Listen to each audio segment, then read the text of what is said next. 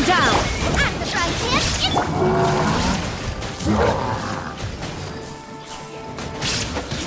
Propagate!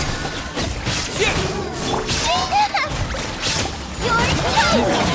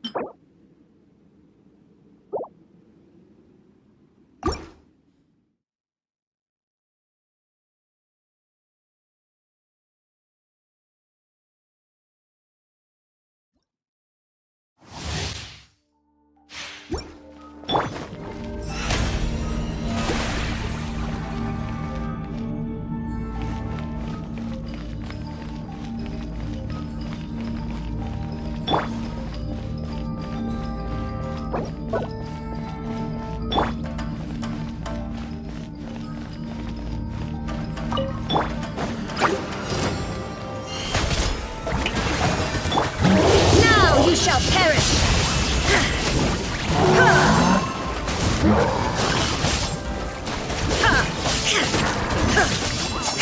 Nice and spicy! Let my name echo in song!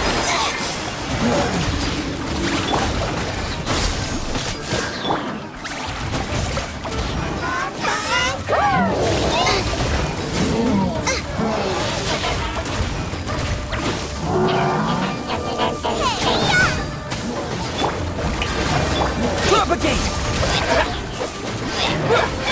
There is no escape! Torn to oblivion!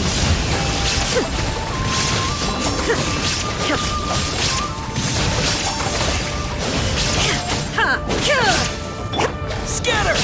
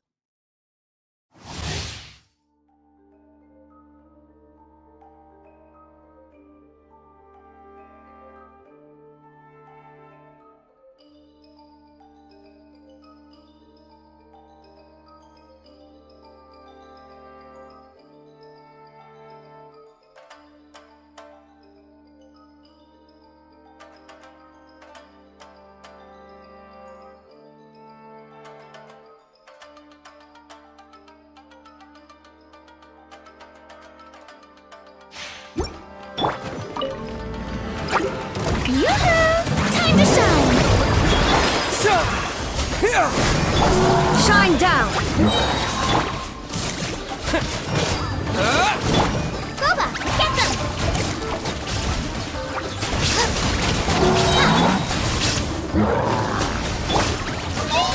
Eat this! Inazuma shines eternal! The mortal plane of raging.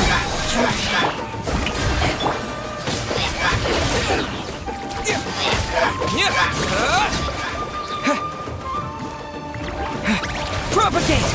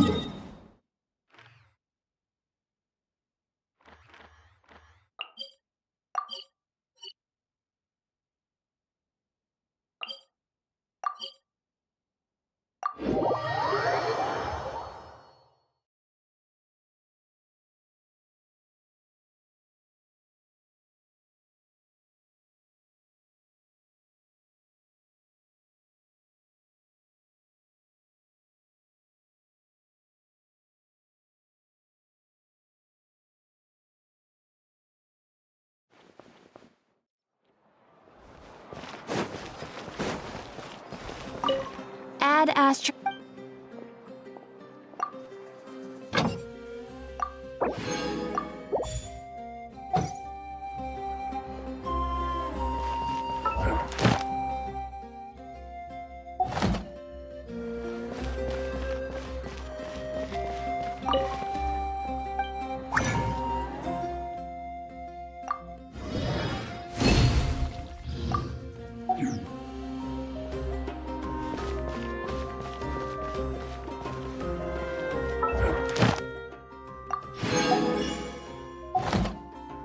Add ast... Thank you for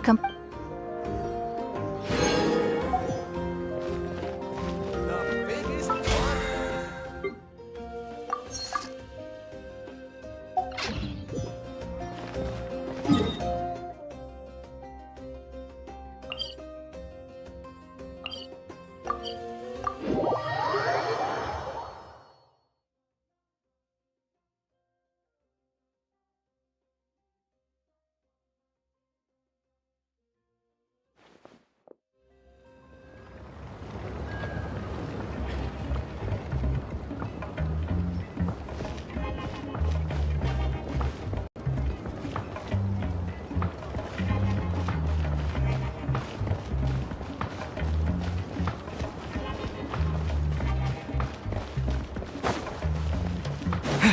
Failure is just a step on the path to glory.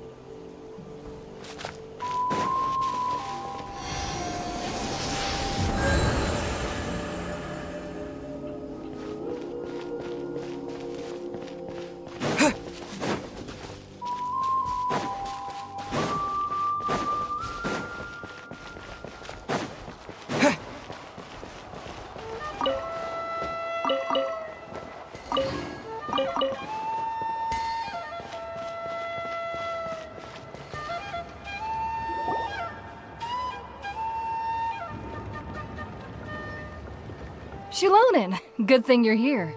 I'm wondering if I can... Oh, the shelf on the left, second row down, first X on the right. That one's yours. And the garden hoe belongs to Ignal, and the hammer is Pakal's, so make sure you take the one that's yours. I haven't even said why I'm here. But looks like you're about to head out for a break. Yes, but I am going to take it right here. The temperature is just perfect today. Really? But doesn't it feel a lot hotter than usual? I really don't want to stay out in this heat. Exactly. In hot weather like this, customers don't tend to stick around and talk when they're coming to place orders or pick up the goods. I see. Oh, here comes another customer. I'll just leave you to it then, and pick up my axe. Sure, sounds good to me. Hey, Shilonen!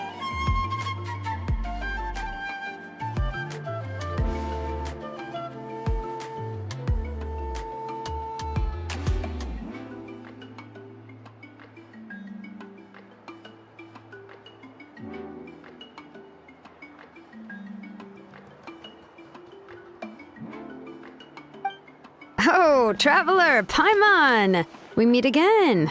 Oh, you two seem to be in good spirits.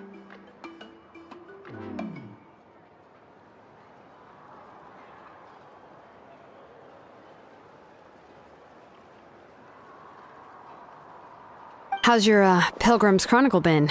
Run into any issues? Oh, good. It was also my first time receiving a Pilgrim's Chronicle. Even though I've already turned it over to you, there are still a lot of things that could go wrong, so I wasn't sure if there'd be any issues. Huh? So, what are the chances that something might still go wrong? Well, less than the chances of Mualani accidentally falling off a spirit way, I'd say. Oh, well, that definitely would never happen. I found the Exulonin. Thanks a lot.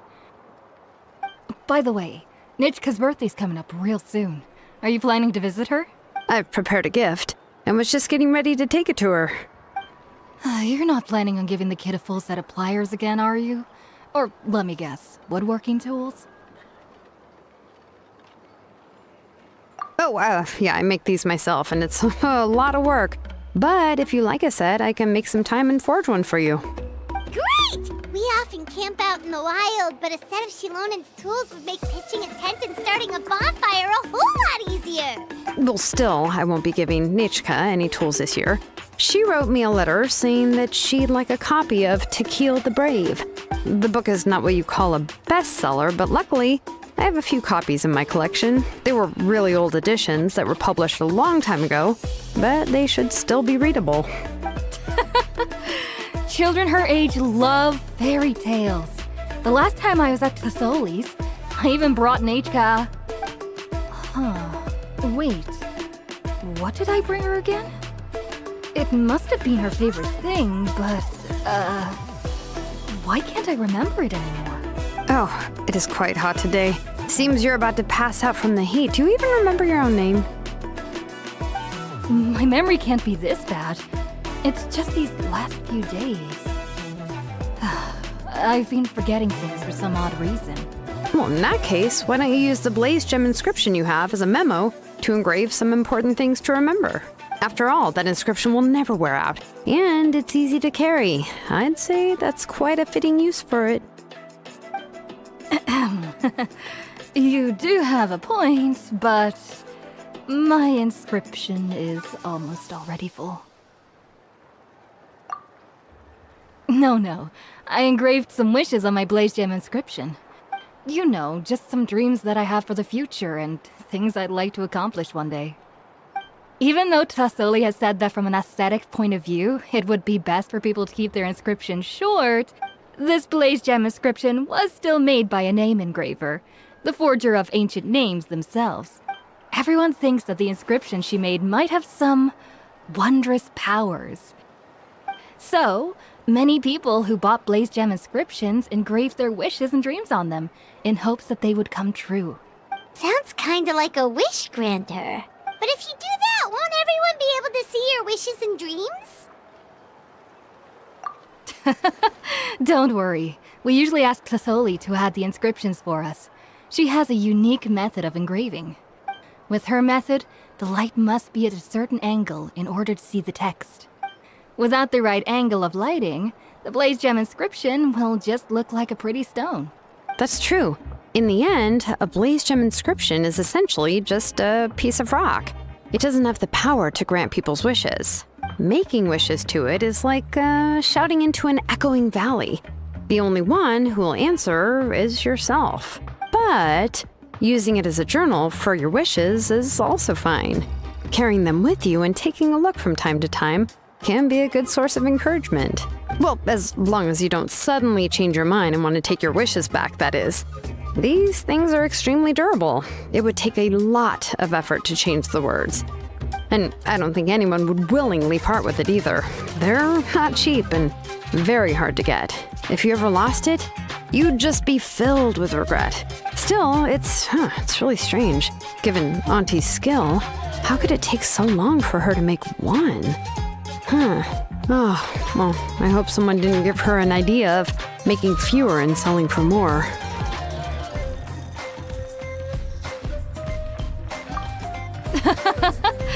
It's true. Chevin would totally have put that in her ear. Still, I don't think it's such a bad thing for Tassoli to make some money by selling these. At least she and little Nichka are better off now, and won't have to worry about the cost of treating her illness anymore. I was really worried about their family at first, and was even planning to send them some...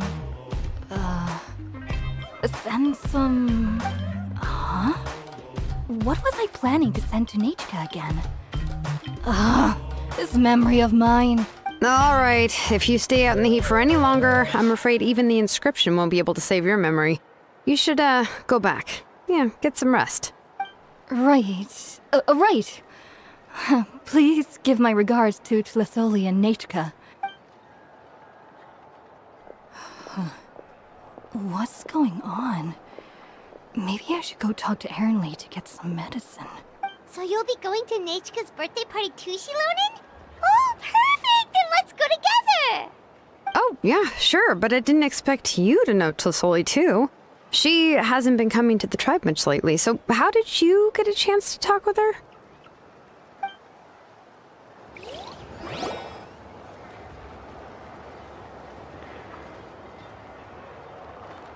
Oh, so that's how you met her. She even wants to use volcanic crystal as a forging material.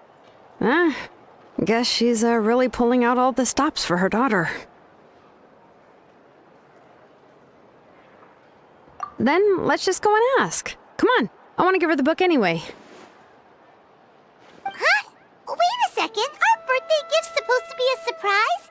If we ask Nachka, then she'll know what gift we'll be giving her. And that would ruin the surprise! But if you don't ask her, then how will you know what kind of present she would like? Here's another idea. Perhaps you can also give her a storybook based on what she wrote in her letter. That might be a good option. But shouldn't we give it a little more thought? If we all give her books, it might seem like we didn't put much effort into it. Shilonen, have you really never asked her what she would like the most? There must be something else she'd like besides books. Unfortunately, no. Nachka's illness has kept flaring up over the past few years. Apparently, she couldn't do anything during that time other than rest in bed. She didn't even have the strength to talk to anyone. It wasn't until recently that she started to recover from her illness and regained strength to write letters to others. Anyway, there's no need to overthink it. Worst case scenario, I can split the book into 2 volumes and we can each give her one.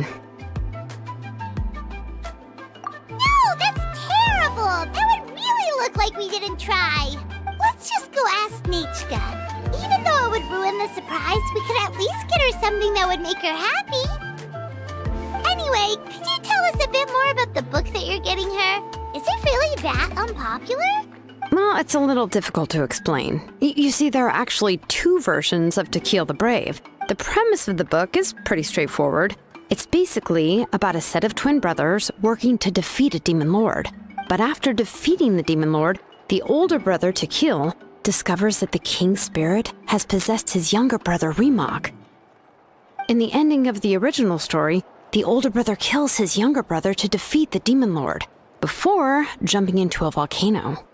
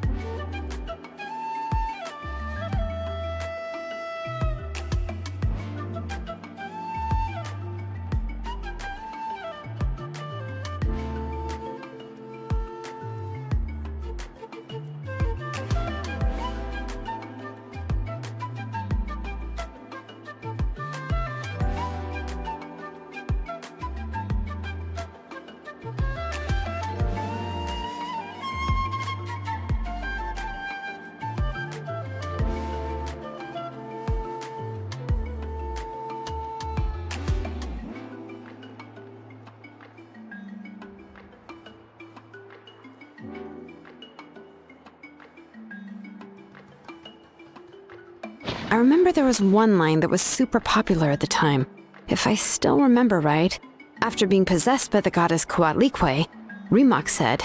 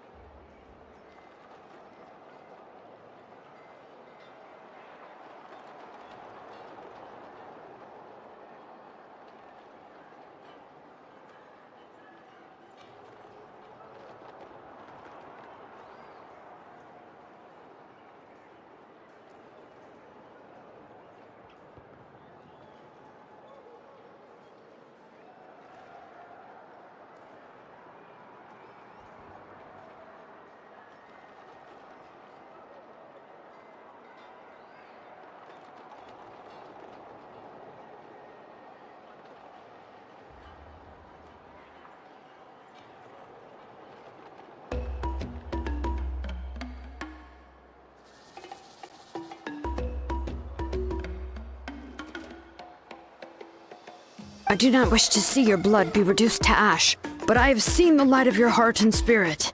Remember my name, brother. As long as you remember me, I will never have left. The other version was released only recently. The author heard a suggestion from someone and suddenly decided to try and make a stake in the fairy tale market, so the story was revised. In the revised version, the brothers killed the demon lord together and both survived.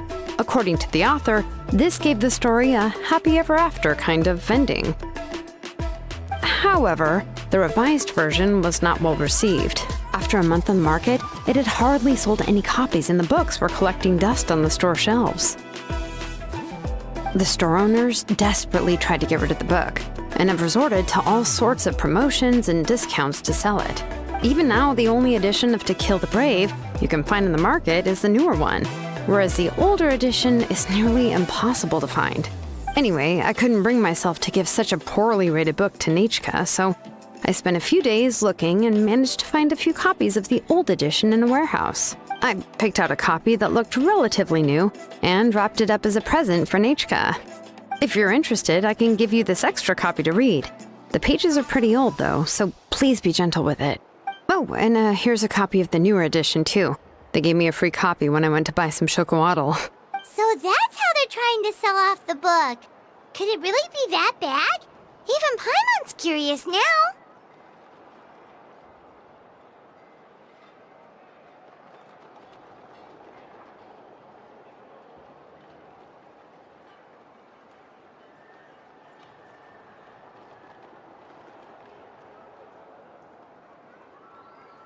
Okay, but you'll have to carry Paimon for a while. Once Paimon's done reading it herself, she'll read it out for you.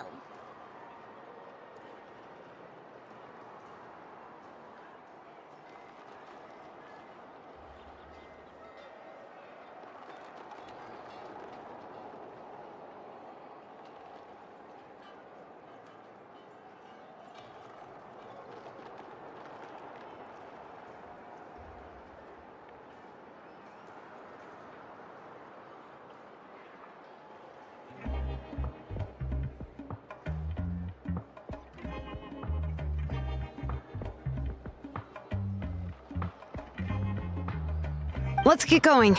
Celestoli lives pretty far from the tribe, so it'll take us some time to get there.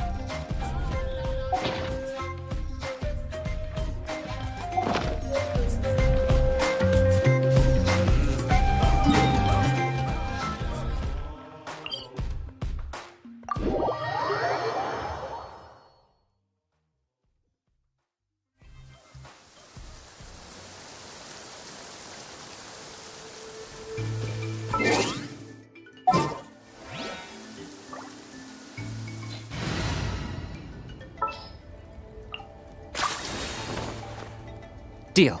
I'm in.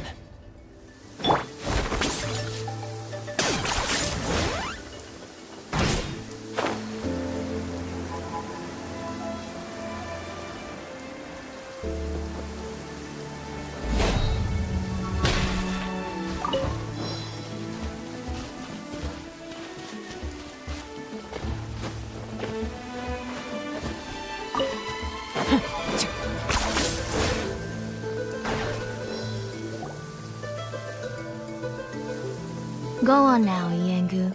Nachika is still resting. Hey, Tlisoli, we're here!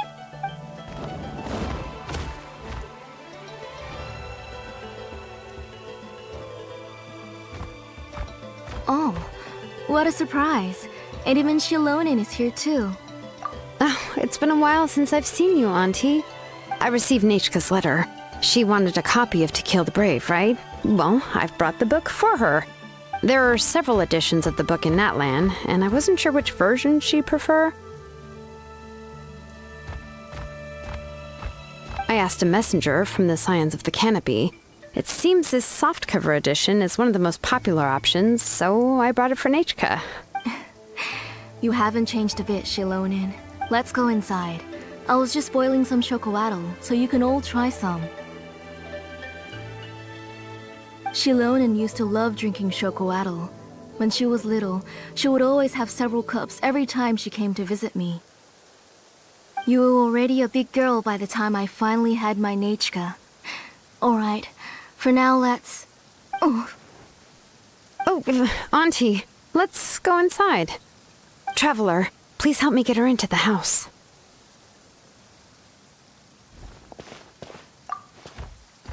Oh, Paimon will help too! Be good, Iengu, and don't get in the way. All right, let's get indoors. Watch your step, Auntie.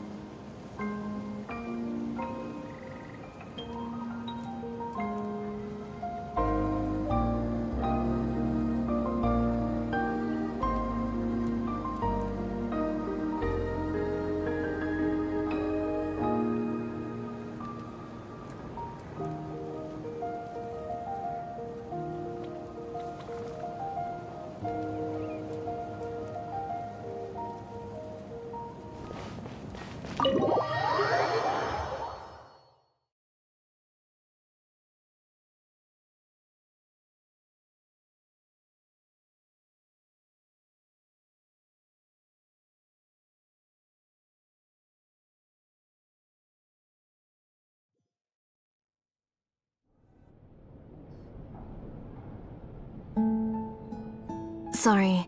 Nechka's illness has been flaring up recently, so I was up for a few nights. I suddenly started to feel dizzy in the sun. I hope I didn't scare you. Have a seat. I'll fetch you a few cups of chocolatl. Please wait a moment. Oh, I've already brought them over. This cup's for you, Auntie. And these are for you, too. Chocolatl? What does it taste like? Paimon's heard that it can be pretty bitter. Traveler, could you give it a try first? Oh, don't worry. Auntie always adds a lot of sugar. It won't be bitter.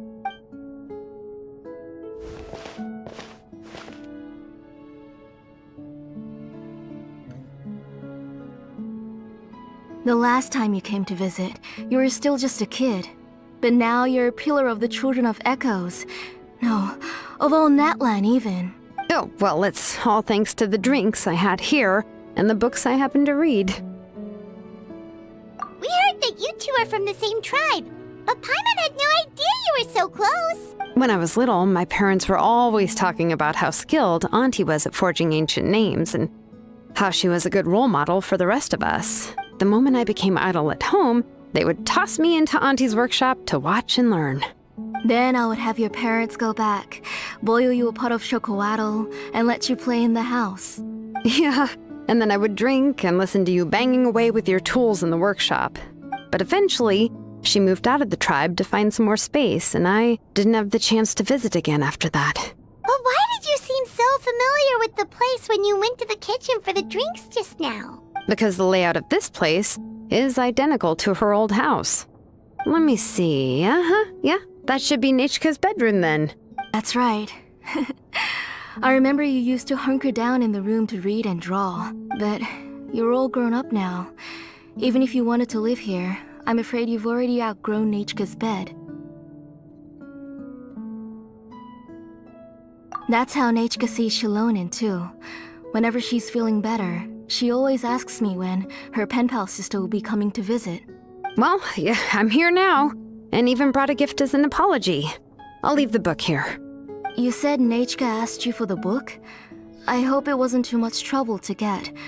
Really, I'm surprised that she even asked you for a present. When she's at home, she'd even ask me for permission to eat some snacks. Maybe I've been too strict with her. She's obviously starting to like her big sister more than her own mother.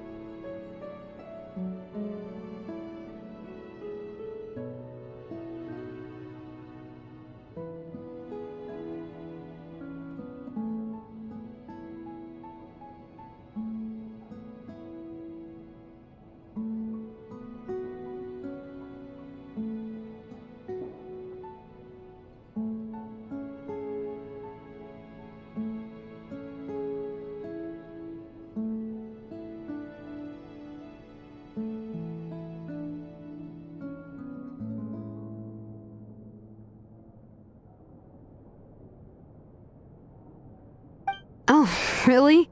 Well, I'd say I really haven't done enough to deserve the title of Big Sister. Yeah, I wasn't able to help her when she was sick, and I didn't even come and visit her that many times.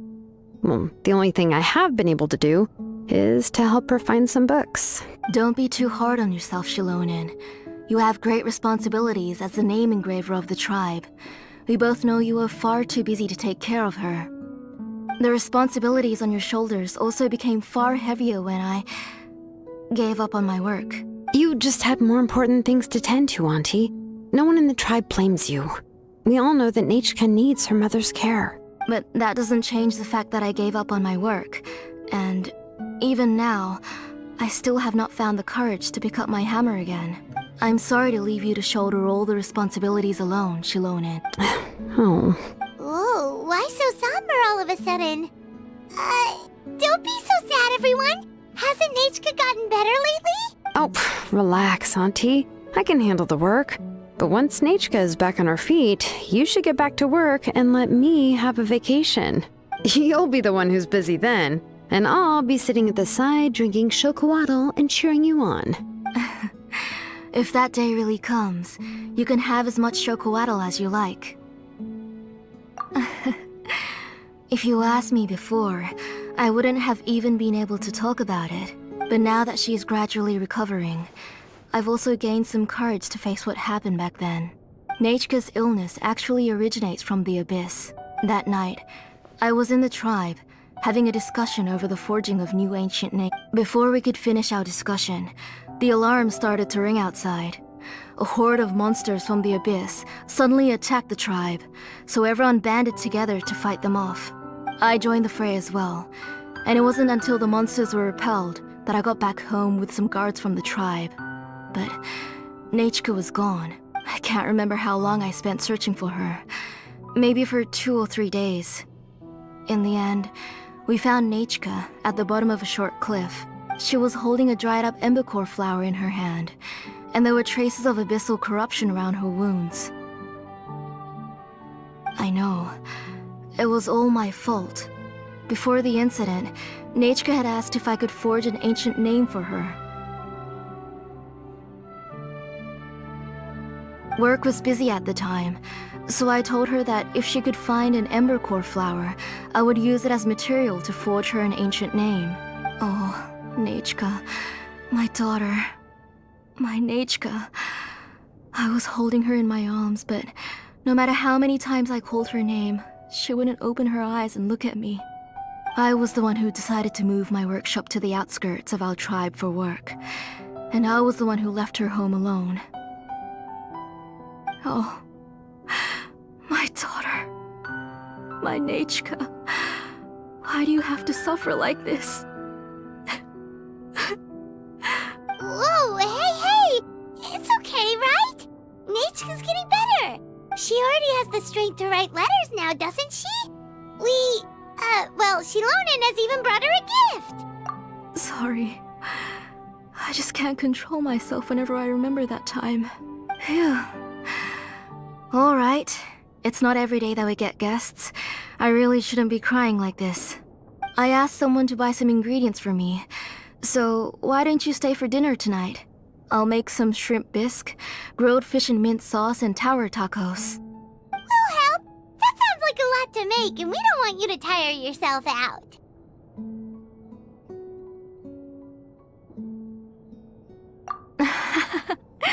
Thank you both, but don't worry. It's just a few dishes. I'll be fine. You three just need to make sure everything gets eaten up. I can't eat a lot at this age. Oh, we haven't had anything to eat yet, so don't worry. We'll make sure there are no leftovers.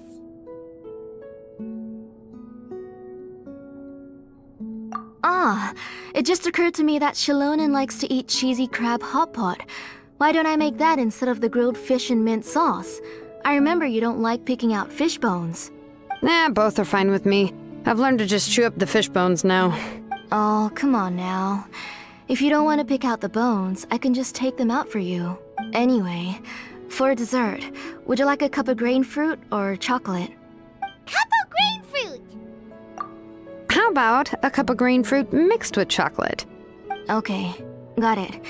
I'll go start cooking, but could you do me a favor in the meantime? I ordered a bunch of ingredients, and they should be here any minute now. Would you go check by the door and see if they were already here? If so, please bring them in. Come on, Shilonen. Stop lying around. You shouldn't nap before dinner. It'll ruin your appetite. Hey, I'm not a kid anymore, you know. You don't have to worry about my appetite. That's beside the point. If you don't watch out for your health while you're still young, then when you get older, you'll...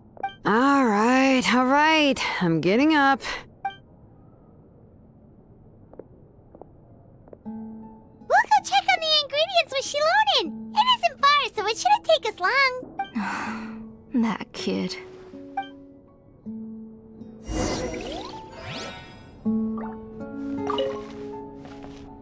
That kid. She's just like Nechka.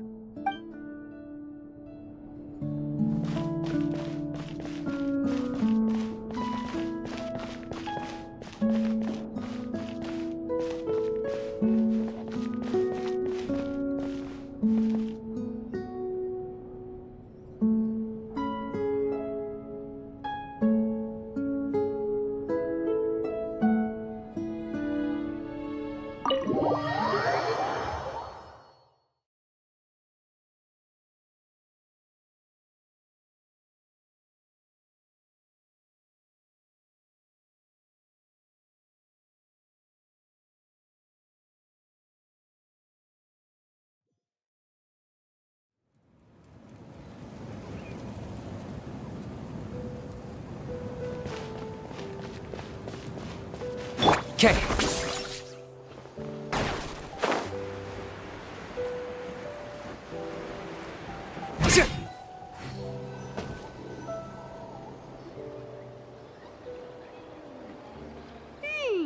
one's come to deliver the ingredients yet. Paimon thought we'd see someone come flying down on a Yunkasaur as soon as we came out. A messenger from the Scions of the Canopy wouldn't be flying here. They usually come climbing down the cliffs nearby. No need to look. There isn't anyone on the cliffs.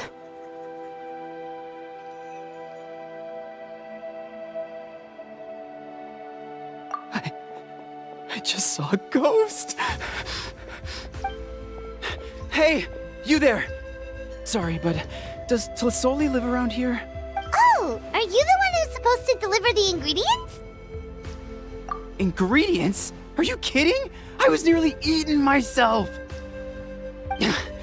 Never mind that now. Those monsters are still hot on my heels. Please, you've got to help me. Shilonin, where'd she go? Whoa, she's already gone up to fight the monsters? Let's go help her out!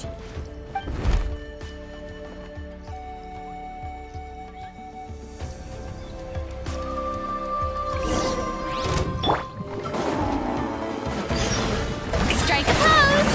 Let my name echo in song! Locked up. Oh, glory! It's your soul in sacrifice! Time for you to pay the price. Pleasure doing business with you.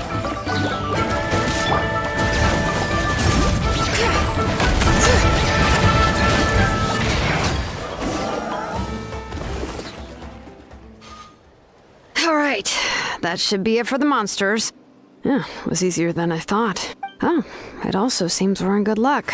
The goods weren't damaged either. Strange. We didn't see any monsters on the way here. Yeah, right. I use this road to deliver goods all the time, and I've never been attacked like this before. It's the main road in and out of the tribe, so people often come here to clear out any monsters. This area is usually very safe. I don't know what happened, but it seems like all the monsters around here have gone berserk. Even the docile Tepetlosaurs are in a frenzy. Tlisoli doesn't even forge ancient names anymore, so why can't she just move back to the tribe? If she comes back, Nachka will even be able to find some playmates. She's so young and hasn't even, Nachka's playmates. No, wait, I feel like my kids have played with her before. They've even told me about Nachka's favorite game.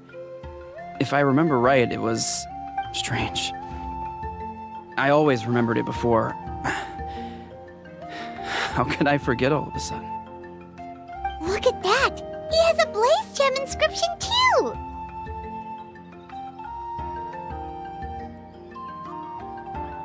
You should go back to the tribe. It seems like you had quite the scare today. We'll take the ingredients back for you. I'll carry these bags, and you two can carry the rest. Huh? Oh, sure. Paimon can take care of these grapefruit that fell out of the bag. If you say so. Thank you so much. I guess today's just a really bad day for me to go outside. That's so weird. Why is everyone we run into today having trouble remembering stuff? Paimon's not sure how to say it, but she's got a strange feeling about this. Like it's all somehow related. Once you live long enough, you'll eventually start experiencing strange days like this. Let's bring the ingredients back. Otherwise, we won't have anything to eat tonight.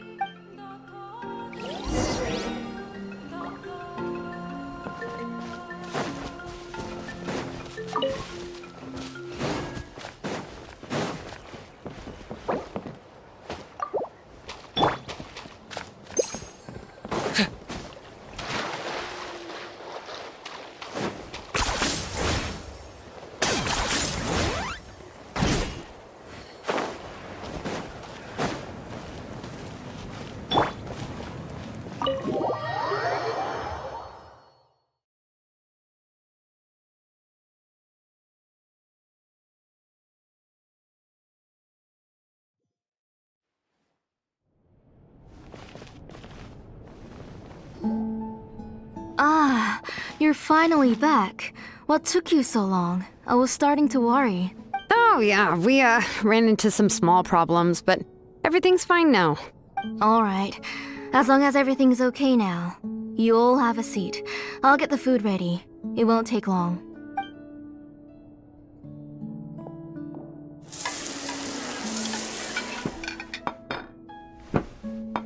Whoa, there's so much tasty food! You're amazing, Tlasoli! They were all pretty simple dishes to make. Don't be shy. Dig in, everyone.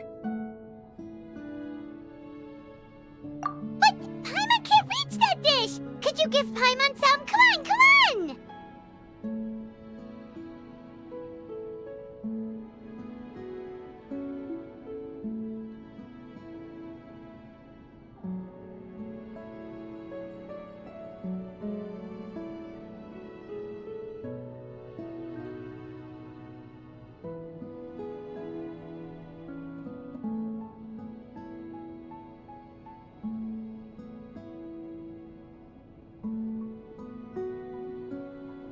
Ooh, yeah. Can I get another serving, please?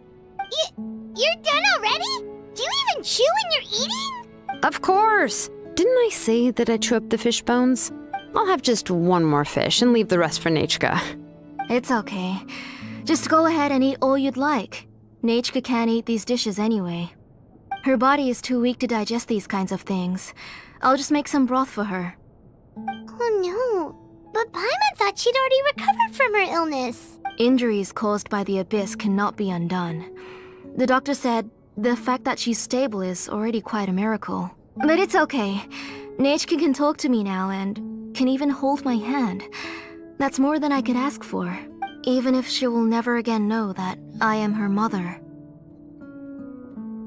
What do you mean? The doctor said the abyss has had an irreversible effect on Nachka's soul. She's lost all her memories from before she was injured. The doctor also said this sort of memory loss isn't like simply forgetting something. Rather, she can no longer remember anything from before that fateful day. Huh? But how does that happen? You know about the woven scrolls that the Masters of the Night Wind use to record things, right? Well, generally speaking, forgetting things is like when the woven scrolls would gradually start to fade. As long as you repaint and weave the threads again, the faded memories will come back to life. But the case of Nachka's memory loss is as if her woven scroll had been cut in two, and the portion of the past was burnt to ashes. The books she loved to read, the flowers she took joy to grow, and the time she spent in this house were all cut off by the abyss, and can never be retrieved again. As one example of that, Nachka now only sees me as a strange, unfamiliar auntie who claims to be her mother. She's a good kid, and doesn't want to upset this lady who's been taking care of her so much, so she still calls me Mom. But I've always had a feeling that she's constantly wondering about things like, where is her real mother? Why is she stuck here in this house? Was she abandoned? Nachka really has no idea that her real mother is right in front of her, and has never left. So you plan on recreating Nachka's woven scroll, all by yourself? What do you mean? Or should I say, you've already started reweaving that scroll long ago? The delivery guys. I saw it hanging from his waist, so I asked to borrow it from him. Don't worry, I'll return the inscription to him once we've figured everything out. These things aren't cheap, after all. When did you know? Yeah, I noticed it back when Blaze Gem inscriptions suddenly became popular among the tribe. It was then that I also noticed that everyone wearing Blaze Gem inscriptions had varying degrees of memory loss. Traveler, you've picked up on it too, haven't you? Accessories made using ancient names forging techniques. For what's only supposed to be a pretty souvenir, this inscription contains a phlogiston engraving with a truly overkill level of complexity. The shapes and patterns of these engravings are also identical to that of an ancient name. By making just a few slight adjustments to the layout and connections of the main pattern, you can pretty much qualify this blaze gem inscription as a bona fide ancient name. And yet, you've never told anyone about these engravings in the blaze gem inscriptions that can be activated at any time. Am I right, Auntie?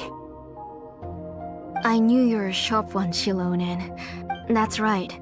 I have a way to cure Nechka and restore all her memories. It's actually quite simple. I want to forge an ancient name for Nechka that contains all of her past memories. And the reason they must be approved by the Wyab is because the memories they bear are all stored within the ley lines. Extracting those memories from the ley lines requires the Wyab's assistance. But your plan wouldn't need you to do any of that, right, Auntie? Your blaze gem inscriptions will help you complete that part of your plan in the ley line's place. You will use the inscriptions to form a massive memory bank for Nechka. And the ancient names you're trying to forge will be used to extract corresponding memories from the memory bank. A memory bank? Wait, so the reason all those people were having trouble remembering stuff is because the blaze gem inscriptions took away any memories related to Nechka? Using other people's memories of Nechka to reconstruct her past? This is the first time I've heard of such an idea. You've seen through my plans, Shilonen. You're as outstanding as ever. Far more brilliant than me. I intend to use this method to collate all the memories related to Nechka and allow her to regain her past again. But wouldn't extracting memories like that hurt the person carrying the blaze gem inscription? Not at all. Every time a blaze gem inscription extracts memories, the process is under my precise control. That way, there's no chance of anyone in the tribe getting hurt.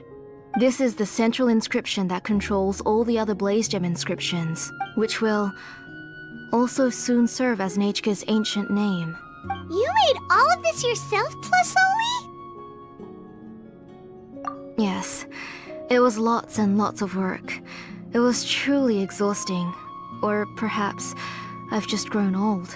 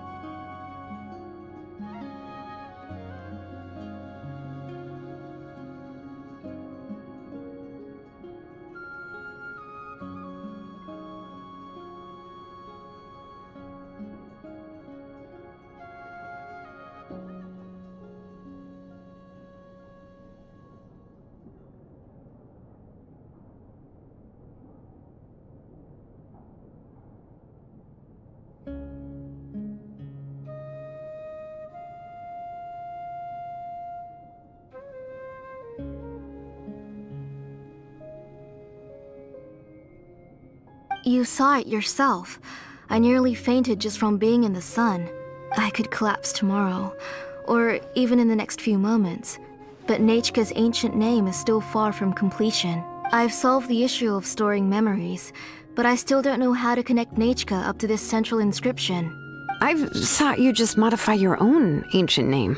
I considered it, but this matter doesn't have anything to do with my ancient name. It's of no help to me, and I don't need its help now. You know the price to pay for making something like this. Yes, I do. But as long as I can get my Nechka back, I'm willing to do whatever it takes. Otherwise, Nechka won't have any chance of reclaiming her past once I'm dead and gone. She won't remember me, and she won't even remember why her name is Nechka. When that time comes, she'll be left to drift around the world all alone, unknowing of where she came from or where she should go. She is my daughter, the one to whom I gave the Nechka name. Whether it be as her mother or as a name engraver, I can't simply stand by and let her name disappear. Shilonen! I'll take the central inscription with me. I'm going to completely disassemble it to confirm its components and uses, and I won't make any promises until I've checked everything. Say goodnight to Nechka for me, Auntie. Oh, wait. I've also finished the inscriptions for the Traveler in Paimon. Let me fetch them for you. I'm sorry it took me so long to finish them. Hold on, Auntie. The Traveler and Paimon have never met Nechka before, so you can't draw any memories from them. That wasn't my intention. They're just ordinary gifts. Please, take them. Huh? What was that noise? Nechka must have woken up and wants to get out of bed on her own. Sorry, I'll go check on her first. Nechka! Don't try to get out of bed. Just tell Mom if you need anything. You go ahead and take care of Nechka, Auntie. Let's go, Traveler and Paimon. There are a few things I want to tell you.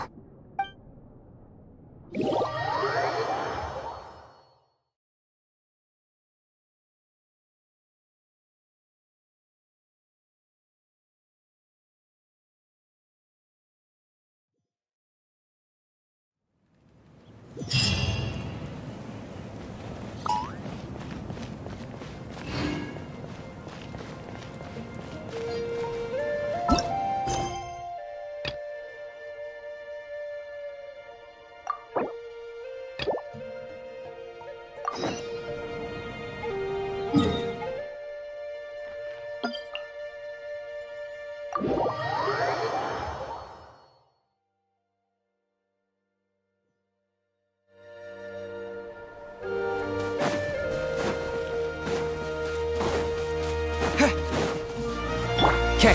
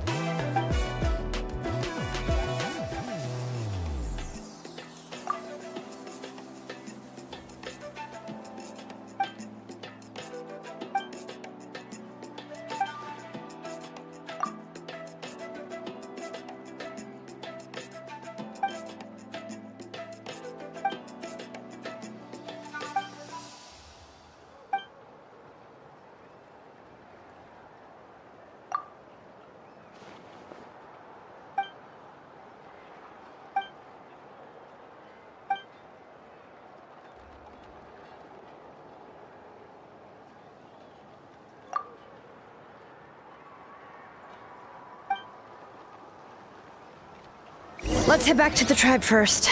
There are some things I need to get from my workshop.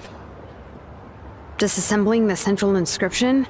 It's not going to be easy.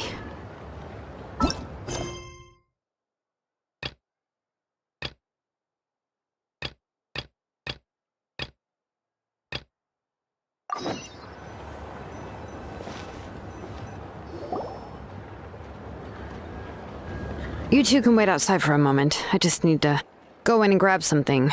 The workshop is a little messy, so unfortunately, I won't be able to show you around.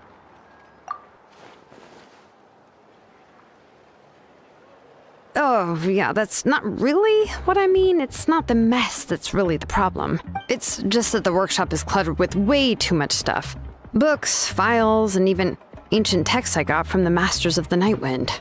Everything's piled up to the ceiling. You probably won't know where to step once you're inside. Kachina suffered quite an unfortunate series of events the last time she went inside. Well, I suppose it was my fault for being so focused on searching for information at the time that I forgot to lock the door. After entering the workshop, she was shocked to find herself face to face with a massive woven scroll from the Masters of the Nightwind, and then she turned around and knocked over a huge stack of forging blueprints. She tried to step out of the way, but tripped on a poster tube that was behind her, and then boom! The forging blueprints came crashing down right onto her head. Oh no! She's lucky I noticed in time. I found Kachina in a daze and managed to save her before an entire set of the history of the Children of Echoes was about to bury her. I then dragged her up to the second floor. Ever since then, Kachina always waits outside the door and doesn't dare take a step in whenever she comes to see me. Yeah, you're an artisan and craftswoman after all. We thought there would be weapons and armor hanging all over the place. But it seems more like a library than a workshop. Well, my primary work is forging ancient names, which is much trickier than making swords and tools. Aside from the necessary craftsmanship, I also need to consult many ancient texts. You probably already know that each ancient name represents a certain spirit, behind which are countless related stories to support it. In other words, the essence of an ancient name is the physical manifestation of a certain spiritual will. And as a name engraver, when I'm working on a new ancient name, I'm not only trying to give it a physical shape, but more importantly, I'm also trying to understand the spirit contained within the name. And to do that, I have to collect as many related stories as possible and read through them all. But, as you might know, people tend to add a lot of extraneous details when it comes to stories about themselves. For stories that have been clearly exaggerated or altered, I must gather other related stories and information as cross-references. This way, I can filter out all the absurd and exaggerated details and restore the person's life to its true nature. Only in true stories can you find the authentic spirit. And this is the only way for the spirit to become an ancient name that matches its essence. We've heard about the concept behind ancient names before, but after hearing you explain the details, Paimon can't help but think that ancient names are really powerful.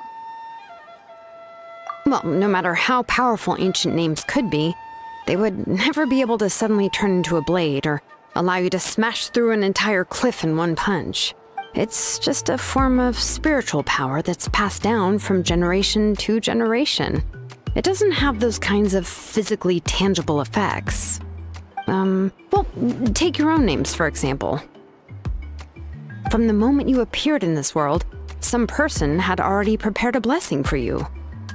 And that person then condensed this blessing into your name and gave it to you as a gift. It may feel like the moment you received your name is already in the past, but it will always stay with you and move with you in the future.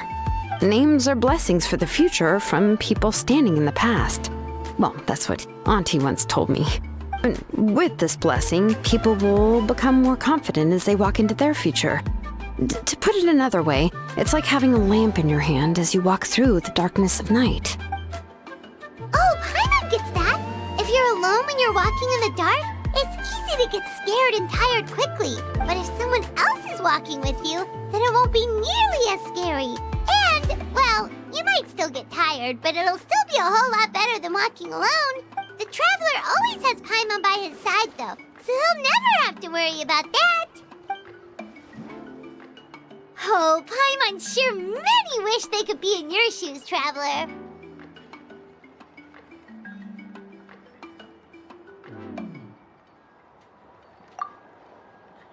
Paimon's always flying! Of course it gets tiring! But we're getting off topic. We can talk about that later. Anyway, this is what Plisoli told me when I was training as a name engraver. And to be honest, I've only understood 20% of what she said at most. I've never been able to figure out the rest. But doesn't that mean you basically don't get it? Well, that's not entirely true. Auntie and I have at least come to a consensus on the most important thing. You know what? I am sick of talking. We can talk about all of this later. Please, wait a moment while I grab my things.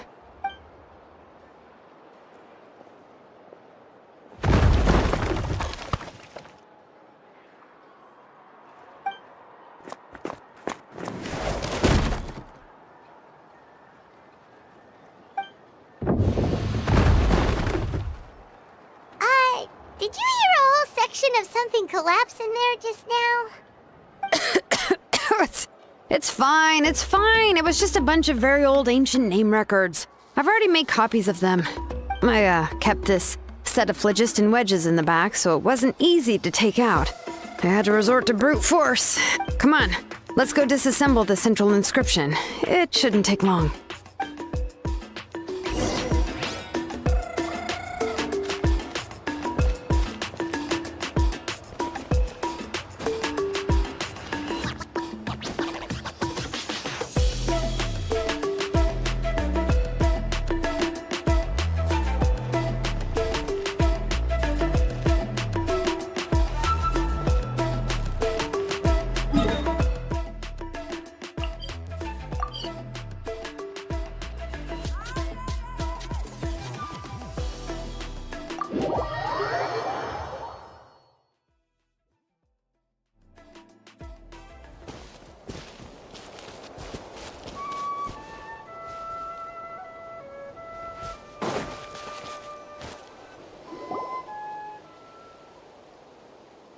Here we are. This is the place. This cliff is pretty high. What are we going to do here? Are we going to climb to the very top and then throw this inscription down the cliff? I'm going to use phlogiston to make an engraving circle on the cliff wall. That will allow me to investigate the internals of the central inscription. Now let me see if this thing can even turn on. I was still an apprentice last time I used it. Before we attempt to engrave the inside pattern of an ancient name with phlogiston, we always use this to draw out the engraving diagram on a cliff or open ground. Only after we've confirmed that phlogiston can flow properly through the internal engravings can we start formally working on the small internal engravings of the ancient name. If we want to dismantle the central inscription in a non-destructive manner, we'll have to use this thing. I really don't want to engrave such a large diagram with my bare hands. Oh, so you'll be able to see what it looks like on the inside without ruining Tlasoli's inscription? For the most part. If it were just an ordinary unfinished ancient name piece, I'd just take it apart and pour phlogiston into the internal engravings to see everything. But since it's a central inscription, it would be better not to destroy the blessing that Auntie has prepared for Nechka. So, Shilonen, does this central inscription fall under the 20% you understand about ancient names, or the other 80% you don't understand? Oh, don't worry. As I said, Auntie and I share an understanding of the most important principle, which is names are intrinsically valuable. Only by having names can things be sorted and categorized. They allow the world to become more orderly and identifiable. For example, when I order ore, I would usually say I need volcanic crystals of about 35% purity and no more than 3% of impurities. Without specific names, I would only be able to go to the ore merchant and say, I want this and this. No, this isn't it. That one. No, not that one either. Yeah, you see what I mean? Names are a crucial part of how we standardize our workflow. Without names, the work would be impossible. Yes, because forging ancient names is first and foremost a technical job. There's no debating that. As for the question of why it's important, as long as it does not affect your ability to perform your work, you'll gradually understand it as you put the process into practice. After all, creating an ancient name is quite the complicated process. Well, let me break it down even further. We're not in the tribe right now anyway. Essentially, by forging ancient names, I'm assigning nicknames to the heroes in Natlan's history. Giving someone a name is a subjective expression. You just need to express your hopes and wishes for them. But giving someone a nickname is a much more objective expression. To come up with a fitting and accurate nickname requires much thought and observation. If ancient names or nicknames aren't descriptive enough, no one will remember them anyway. So the best I can do is gather all the information I could and try to come up with the most fitting nicknames possible. Even a minor mistake in the process could cause people to misunderstand the nickname. For a name engraver such as myself, such mistakes would be considered a major blunder.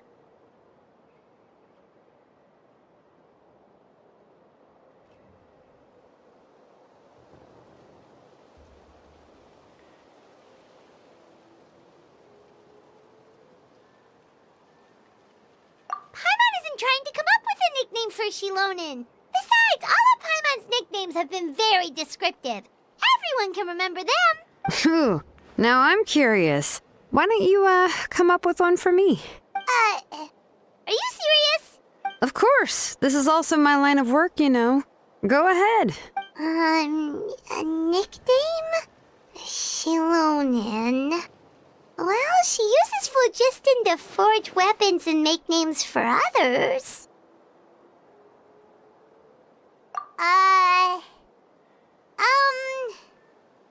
Smith? Yeah, not bad, not bad. And quite fitting, too. I'll remember it. But, you should keep observing my work, Paimon. Maybe you'll come up with an even better nickname. Right, okay. Time to make like a smith and start smithing. Watch closely.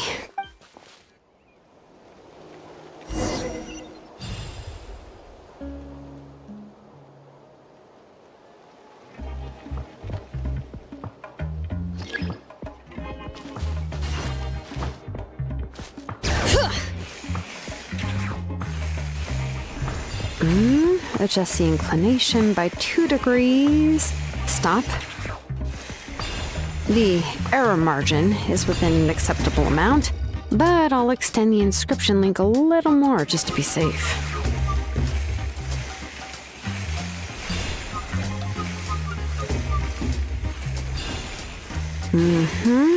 I'll leave some space here. And when the linked engravings are activated, the inscriptions here will overlap with each other. And there! That should complete the flow.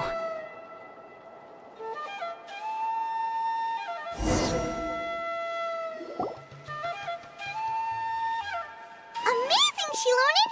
You were running all over that cliff as if it was flat ground! Oh no, it doesn't have anything to do with my tribe. It's just the phlogiston adhesive I have on my shoes.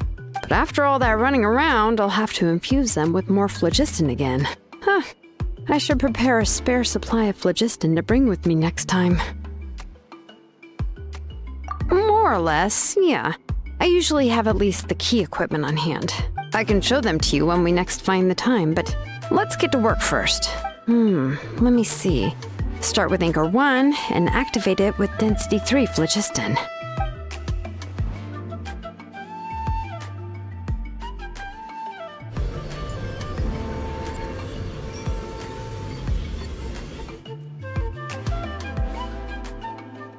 Whoa! A super huge diagram just appeared! Flasoli's central inscription is even floating!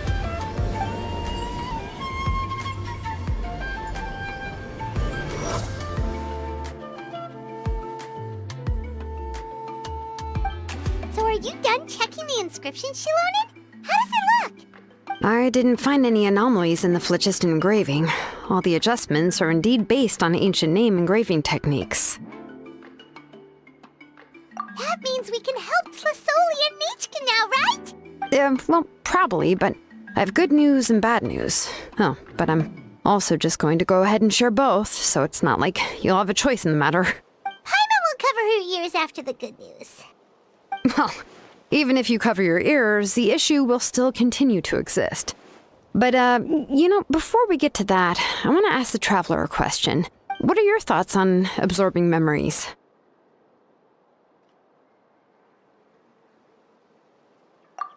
I knew you felt the same way, and that'll save me some initial explanation. I've never been very good at that anyway. It's, hard to control the absorption of memories. Technically speaking, this type of inscription has the power to do far more than absorb memories related to a single person. By herself, Auntie can't handle that level and scope of work, but if she has accomplices, it is completely possible for her to use this inscription to accomplish far bigger things. Accomplices?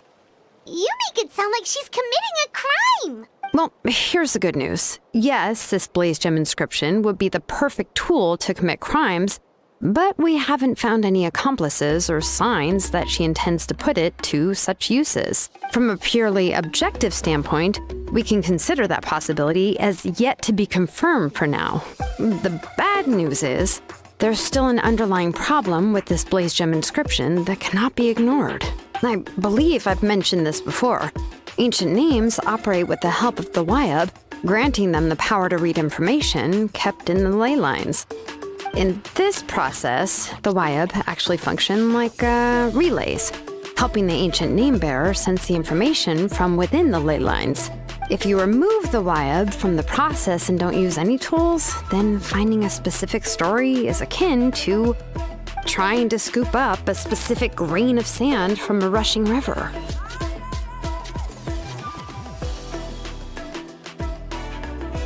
Yeah, exactly. Anyone who attempts to do so will likely lose most of their cognitive function or become a babbling madman who talks to themselves all day long.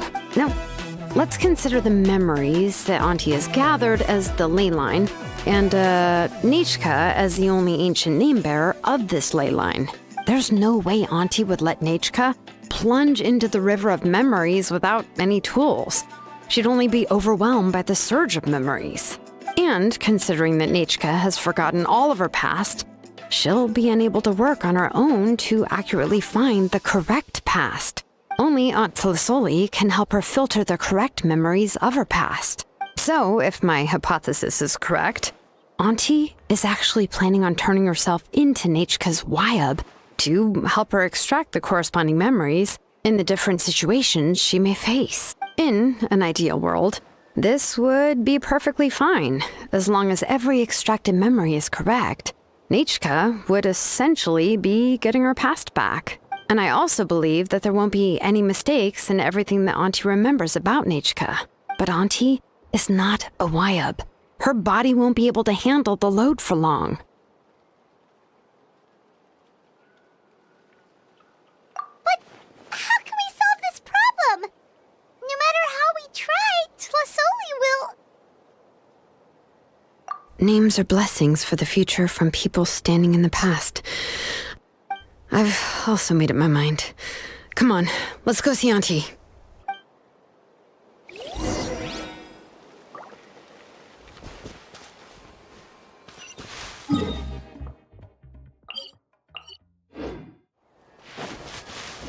Okay.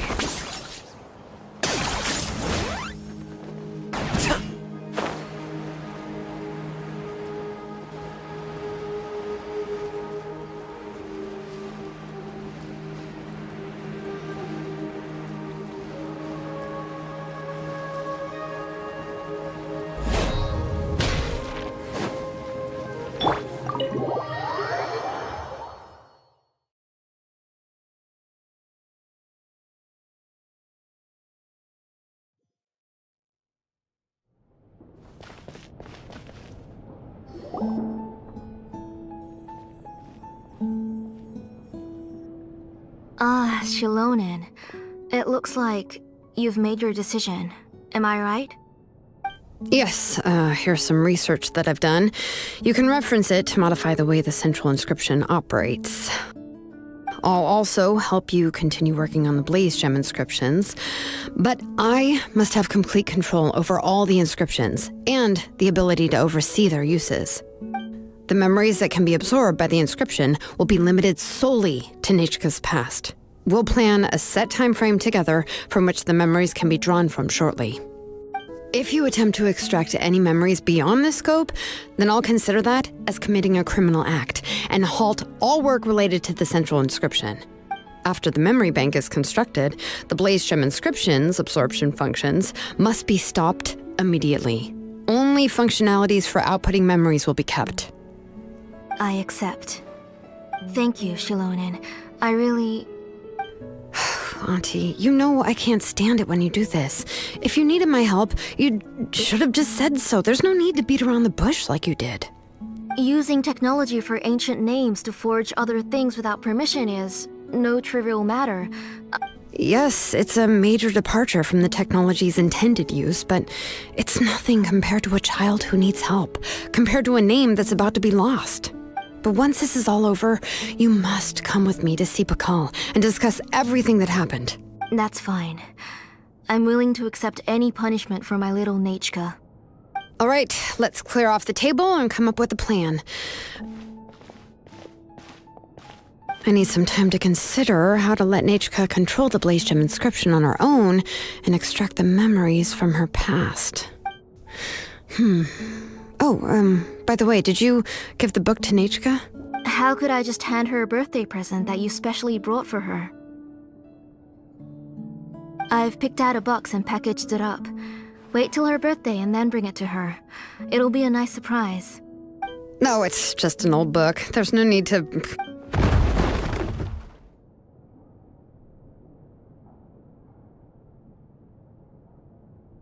Oh, is Nachka up again? But what was all that noise? It sounded like something broke. Uh-oh, that's not good. Let's go have a look. Nachka, don't hurt yourself. Shilonen, is that you? You're Nachka? How many times have I told you? Don't get out of bed on your own. You were running a fever yesterday. Hello, Nachka. Thank you for the book. I've already read it several times. You've already read it? But didn't Tlasoli package up the book that Shilonen brought? No, she's all mixed up. The one she read isn't from Shilonen. It's one I bought for her before. A few days ago, she told me she wanted a book. I know nothing about these kinds of books, so I had no choice but to go to the tribe and look for a copy. I eventually found one and bought it for her. I put it in her room once I got back. Soon after, she suddenly developed a fever. I was so busy taking care of her that I forgot about the book and even forgot that she had asked you for a gift. Auntie, do you know which version of the book you bought? Which version? The shopkeeper said it was the one with the perfect ending to the story. Apparently that's the only one you can find on the market now. Ugh, it's all my fault. You wasted your money and now it won't even be a surprise. Oh, it's all right. It's just a book. As long as Nachka enjoys it, that's what matters. Oh, right. Nachka probably doesn't know us. You're Paimon and Mr. Traveler. Mom told me about you. Oh, seems like everyone knows who we are now. Yeah, Nachka seems to be doing pretty well today. Since she's been stuck indoors for the last few days, why don't we take her out for a walk?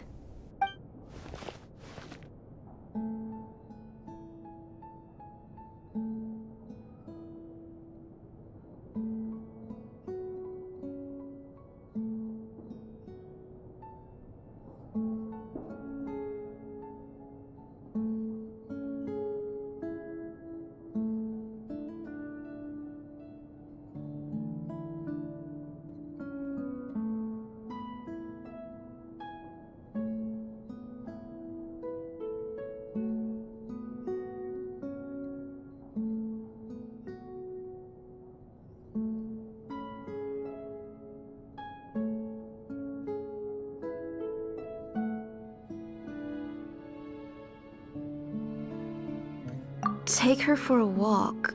But considering her condition, I don't think she... Oh, don't worry, Auntie. She'll be safe with the Traveler and me. We won't leave the tribe, and if anything comes up, we'll be sure to find the doctor immediately. Besides, it's her birthday in a few days, and we need to go to the tribe to buy some things. Let's give her a proper celebration. What do you think, Auntie? I promise I'll be good, Mom. Didn't you say before that I need more fresh air? All right. As you wish. I also happen to have a few repaired Blaze Gem inscriptions that I need to get back to the tribe. We can go together. Wait for a moment. I'll go get Nachka's water bottle and some towels. Some medicine. Oh, and a parasol.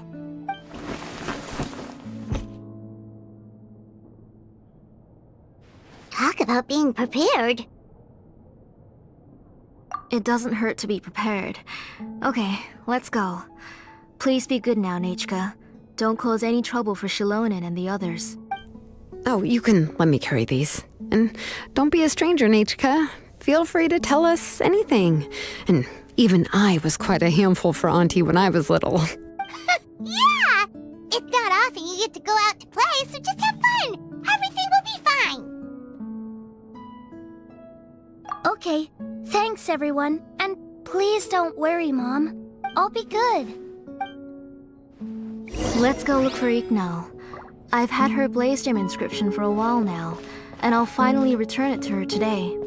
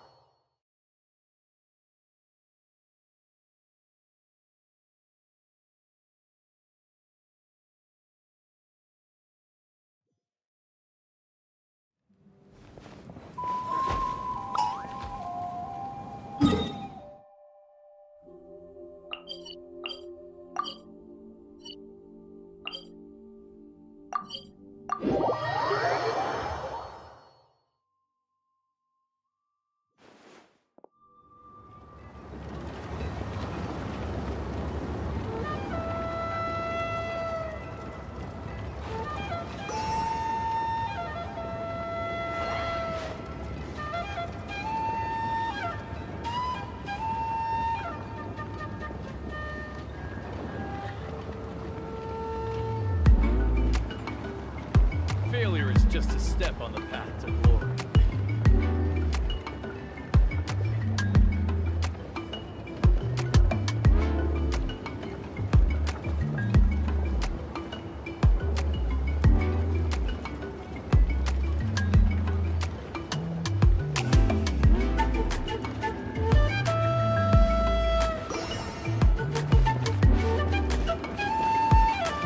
Failure is just a step on the path to glory.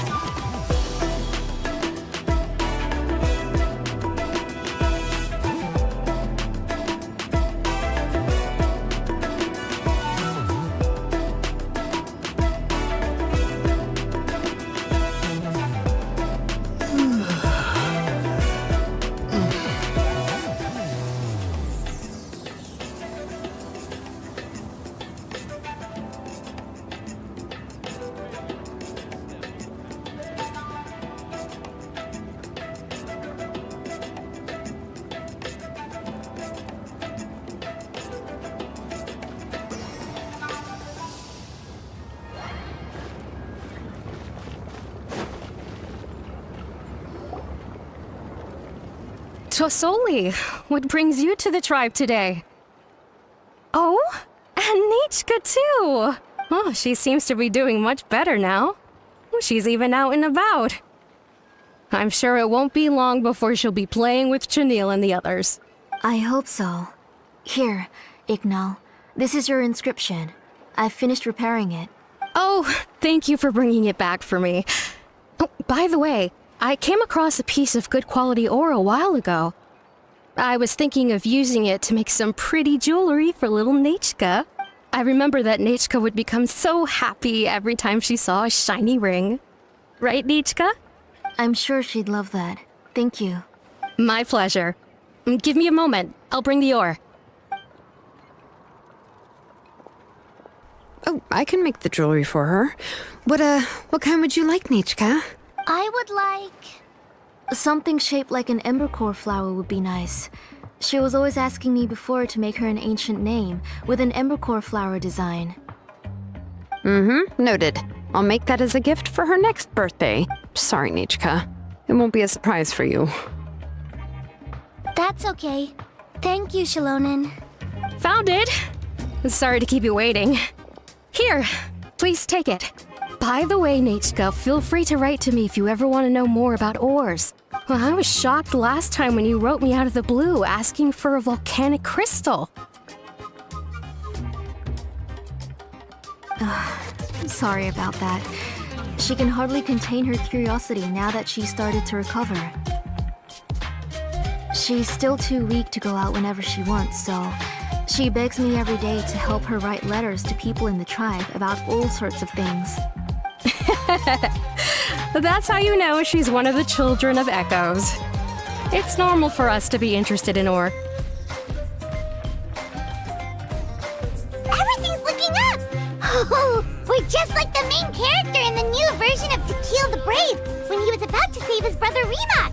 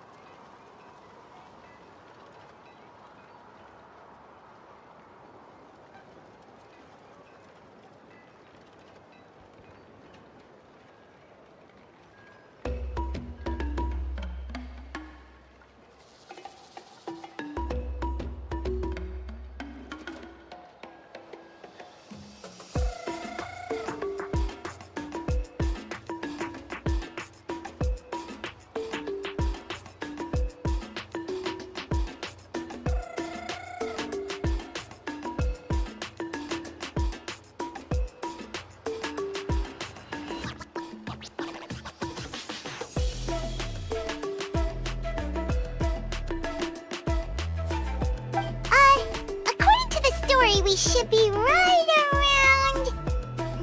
let Paimon see... Ah! Tequil prayed to the goddess of mountains and fire. Let my brother's name ever live on! I am willing to sacrifice my heart and blood in return! The goddess replied, I've heard your prayer, but your brother is no longer your kin. His name has sunken into the deepest of depths. Then Tequil said, turn my blood to fire so my heart may illuminate the depths. I will bring my brother back before my blood runs dry. Oh, you remembered that whole line, Nechka! Paimon remembers that's exactly what the book... huh? Wait, what did the book say? Paimon finished both books in one sitting. A lot of their content is nearly the same, so it's easy to get mixed up. But the ending in the older version is more interesting, even if it's hard for kids to, well, completely understand. Oh, wait! Nechka hasn't read the other ending. It's okay, just wait a bit and Paimon will read it out for you. That's not true. Actually, I already know the other ending. You already know the other ending?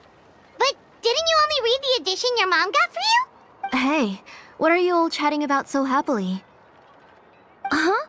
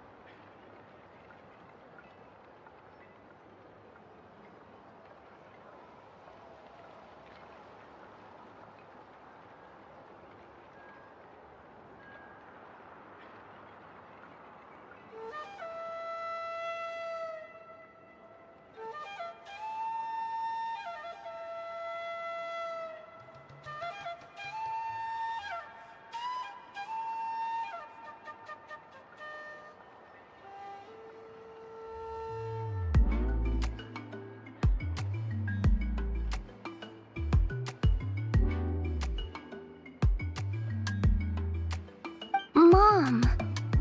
Mr. Traveler and I were just talking about the ending of that book.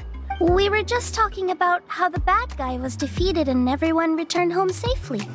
It's a really happy ending. Aren't happy endings always nice? But if you already read the whole thing, then what will Mom have to read to you at bedtime? Guess you'll have to go to bed early tonight. But I'll buy you some more fairy tales next time, okay? Okay, Mom.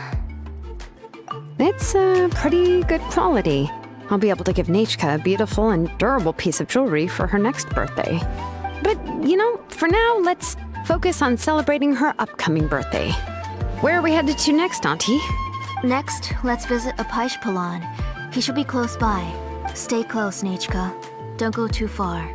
Yes, Mom.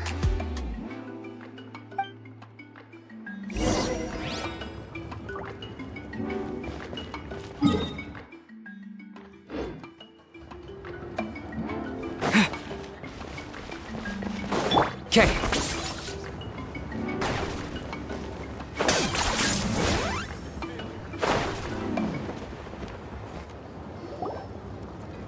Why do my eyebrows keep twitching today? Strange.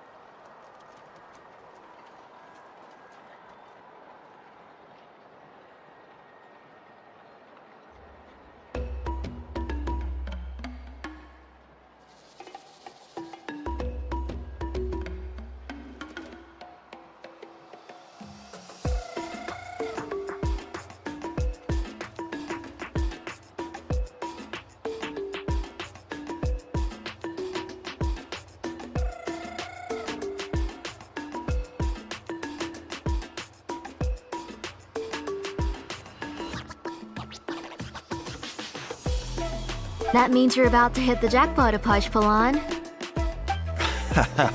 I didn't expect to have 2 name engravers coming in today.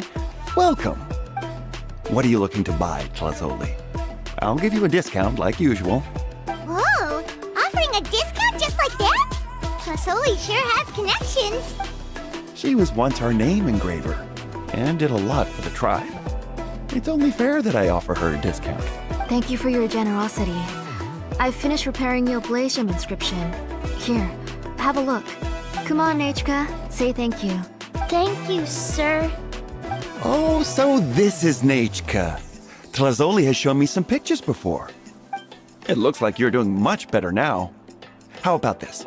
Go ahead and pick anything you'd like from the store. Think of it as a gift from me. No, that's all right. Mom told me that you've already given a lot to our family.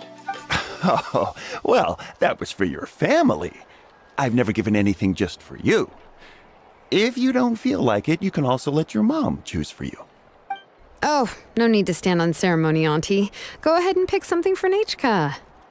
His drills and small clamps are good quality. The measurements of each part are exact, and they're always very durable. I always come here to buy things if I find myself in a pinch. Oh, do you have any child-friendly safety scissors? I remember seeing a few different styles. I have a few in stock, but I put them in the back. Let me bring some out for you to pick. Oh, no need to bring them all the way here. Why don't we just go in the back and choose there? It should only take a moment. I don't know much about that kind of scissors. Why don't you just go yourself and... Well, there are too many different designs and varieties of kid scissors. If you don't come and help me choose, I won't be able to pick one that Nachka would like. Come on, Auntie. It'll only take a moment.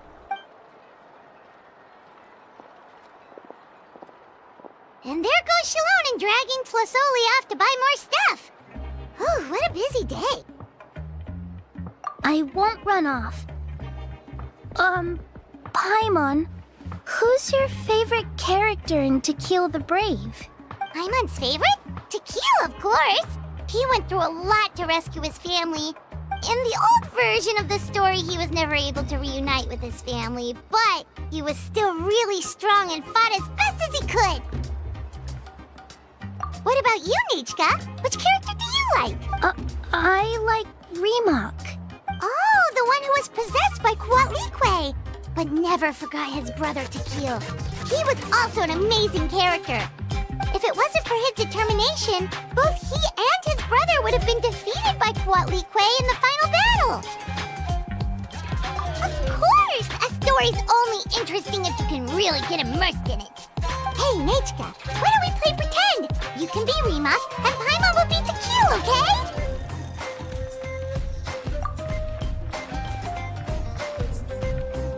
Mr. Traveler, can I play the role of Kuatlique? But isn't she the villain? In the old version, she even ate Remak and took on his appearance.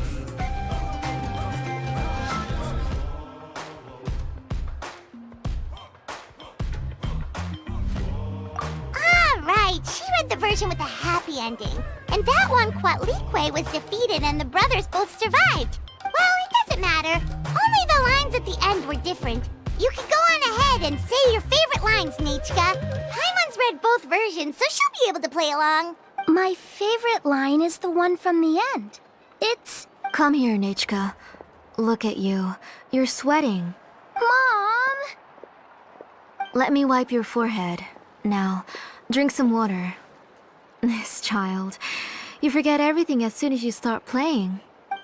We've picked something up for Nichka. A Paishpalan will deliver it to Auntie's house once he's packaged it up. How was Nichka? Oh, we were just about to get to the exciting part. Really? Oh, now that Paimon thinks about it, Shilonen has dragged Tlasoli away from us a couple of times now. But why? Let's talk later. Just trust me and act normal for now. Oh, we should head to our last stop, Auntie. It's real hot today, and we shouldn't let Nichka be in the heat for too long. Right. Let's go see Chevin and head back home.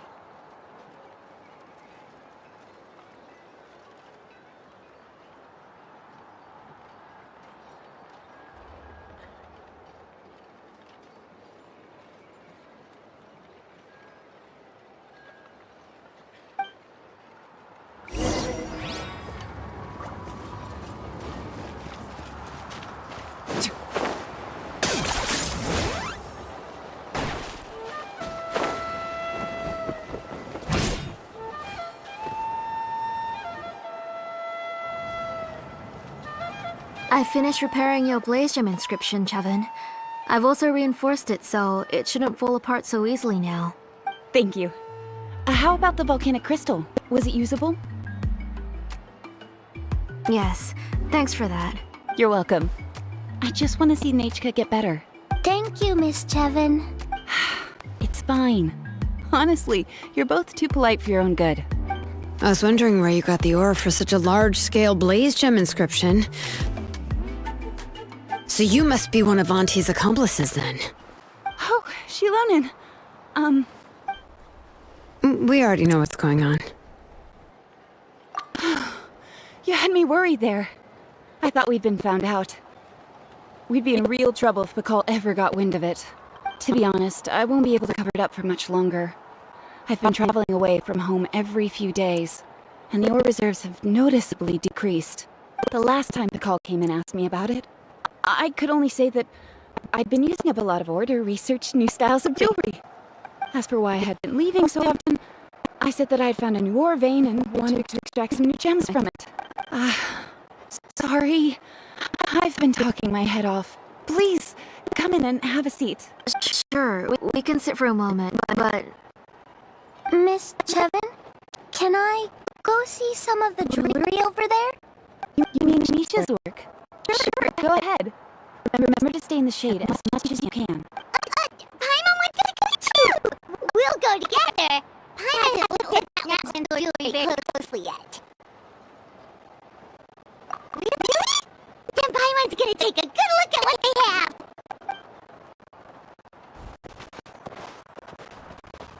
You haven't bought any jewelry for a while, Auntie. Why don't you pick one out?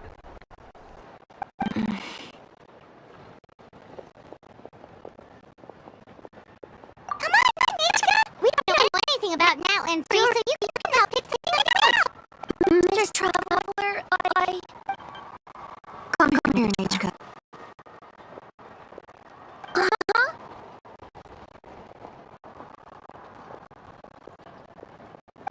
Sorry, children, but it's already getting late. We should be heading back now. It'll be Nechka's birthday in a few days, and there's still a lot for us to do before then. No problem. I'll be sure to bring her some beautiful jewelry to celebrate. Mom,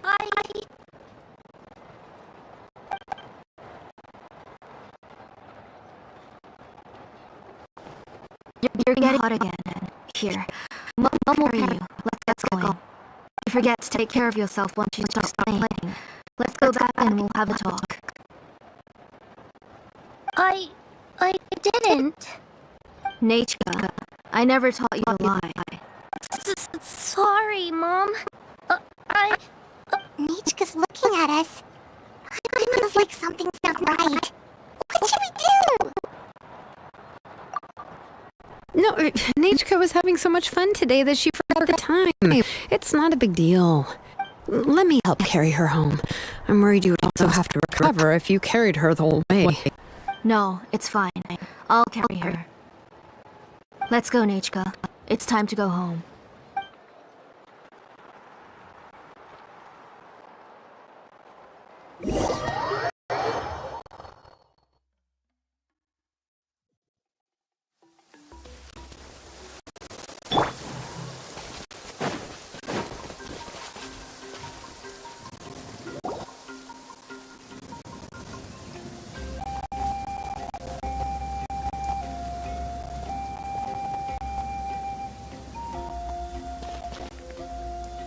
Thank you, everyone, for spending so much time with us today. Please be sure to come to Nechka's birthday party. Alright, it's nearly bedtime for Nechka, so let's part our ways here. Oh, Auntie, remember to give her the book, that copy of To Kill the Brave I brought. I went to a lot of trouble to find it. I understand. Really, do you think I'd let your efforts go to waste? It's very special to receive a book from you. I'm sure she'll put it somewhere safe. Right, Nechka? Yeah. Thanks, Shilonen. Oh, put it somewhere? Isn't she going to read it? Well, I've read the story to her many times already. She's even memorized nearly every line. No, that won't be a problem, Auntie. Nechka's probably never heard this version of To Kill the Brave. Oh.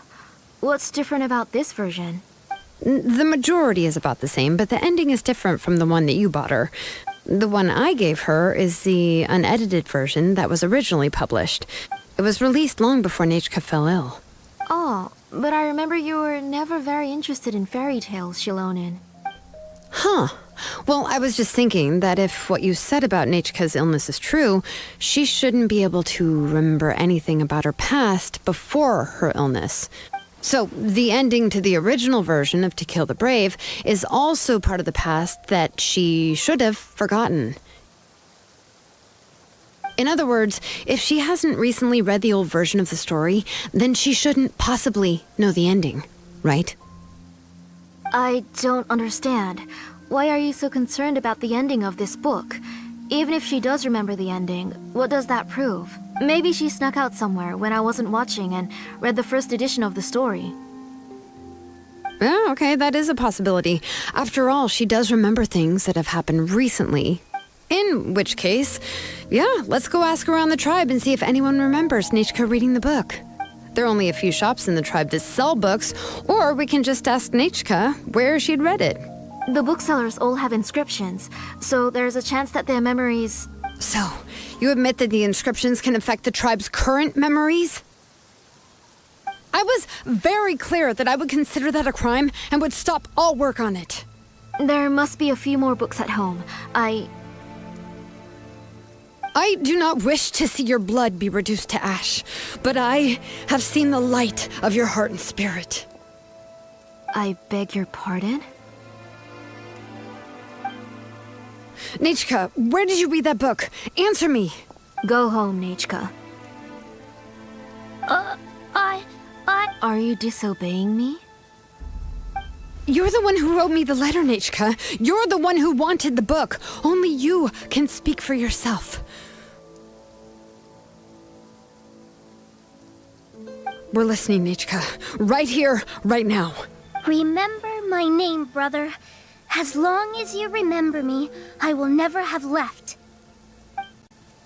Silence.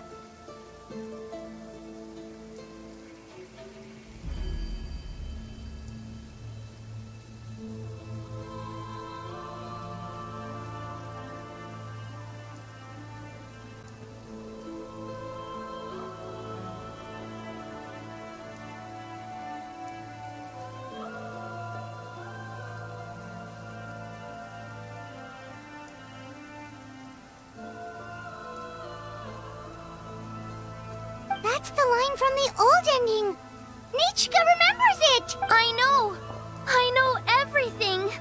Shalonen, help me, please, help. Something's blocking the door! Get back!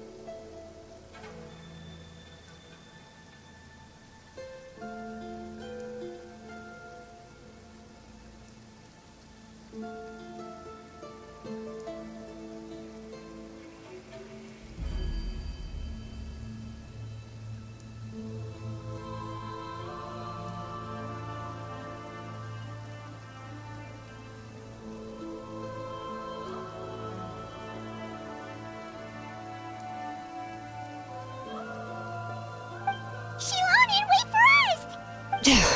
The tunnel is blocked. We can't go in. There might also be traps.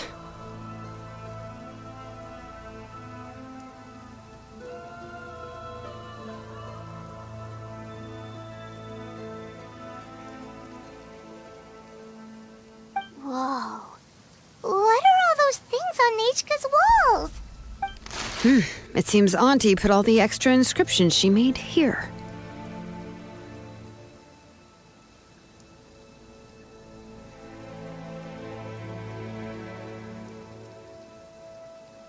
If she's trying to finish that ancient name, there's only one place she could go. Come on, follow me.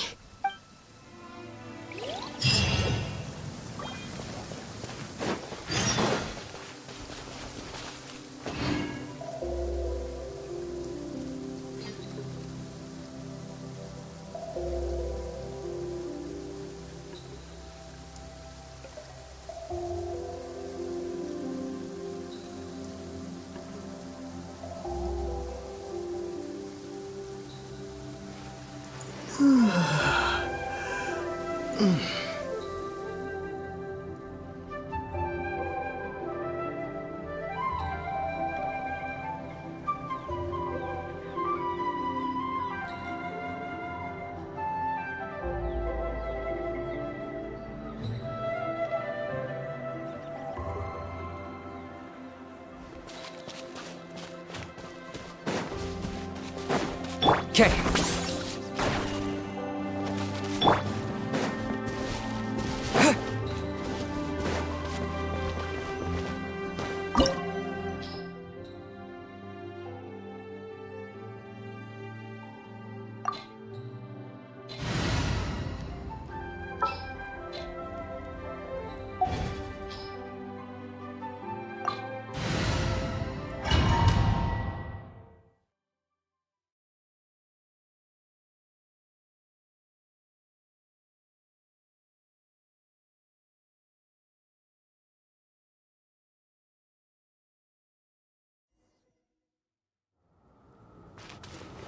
What is this place? Auntie's workshop. It was supposedly closed after she stepped down from her position in the tribe. But it appears that we've all been deceived. Why are there people up ahead? Alright, let's If finish you're up to this shady business, you have to hire shady people to help you. Let's go, don't hesitate!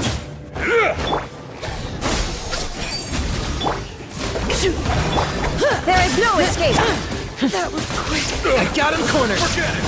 That was quick. Out of the way, you're getting blown away.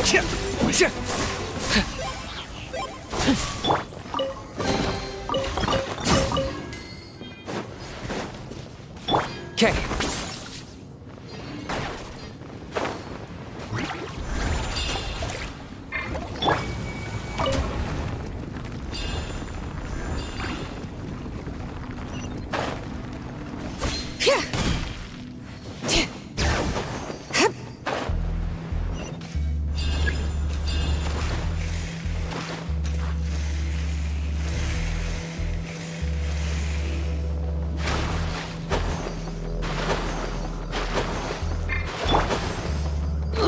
The flames have gone out.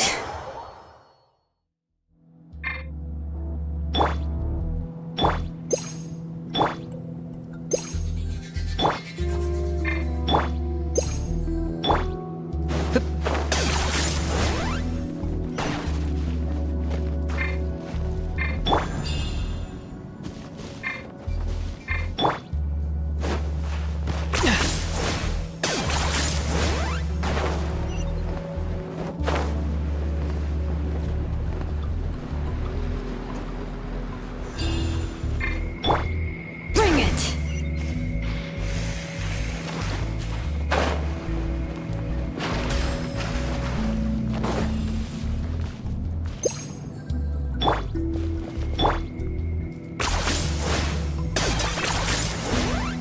Is this really necessary?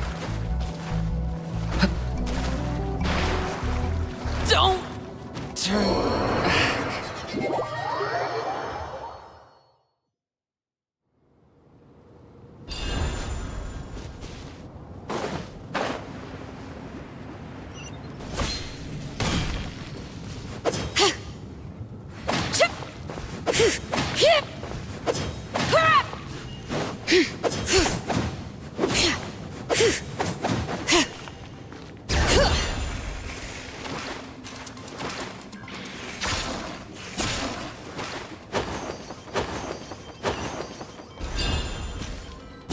Come on, show me your courage.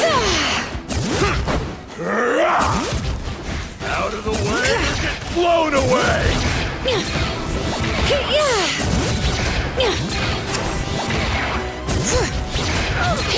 Or get blown away.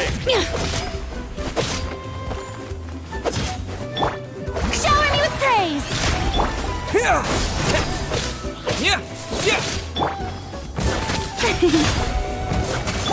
Shine down! Forget it.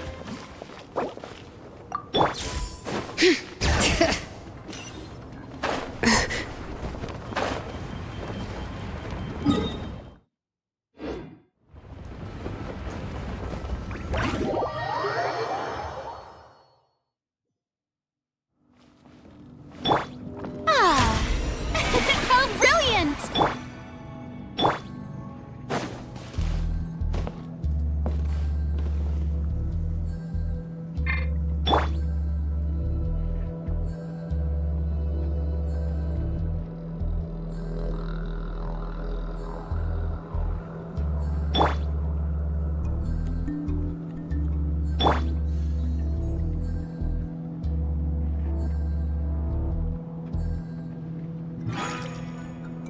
May I present?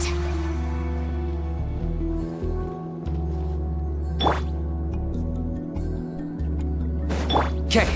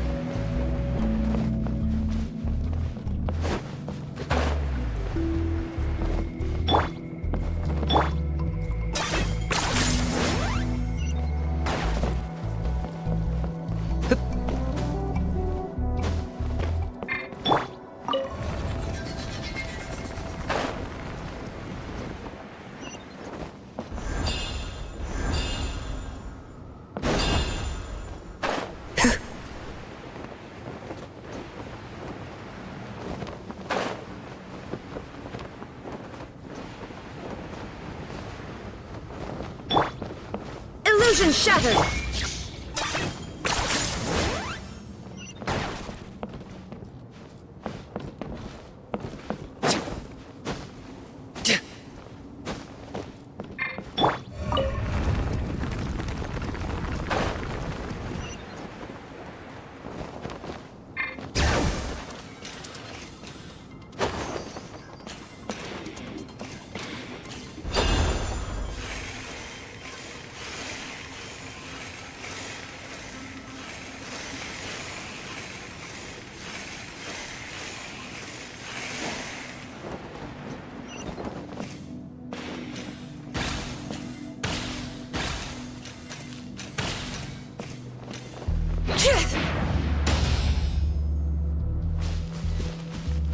There is no escape!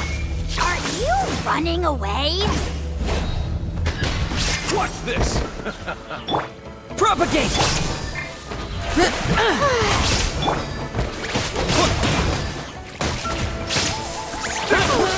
That was quick! That was quick! That was quick! Out of the way! Or get blown away! Forget it! Strike a pose! Shine down!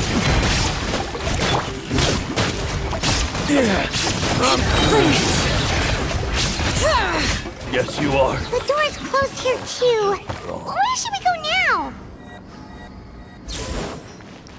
The transport system seems to still be functioning. Let's go look for the controls and get this cart running again. Maybe it can take us further inside.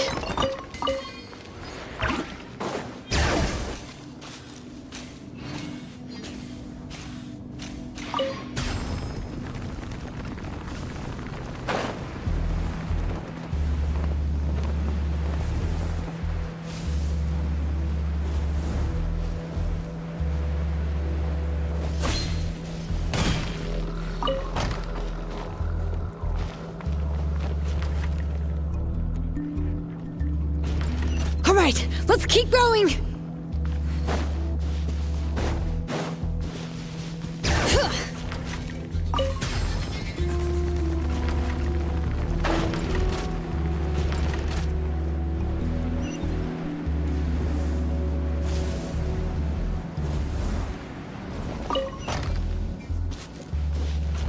Bring it!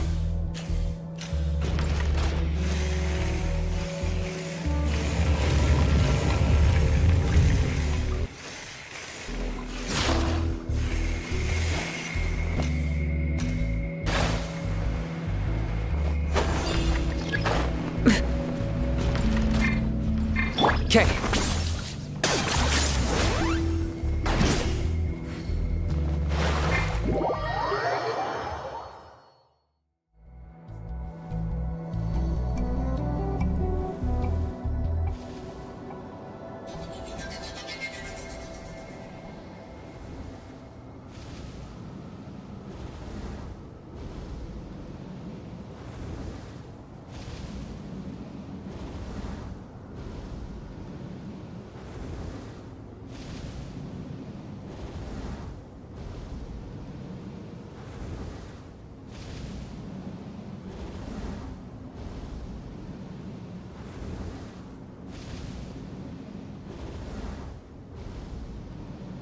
Here's how I allocate my energy on a job.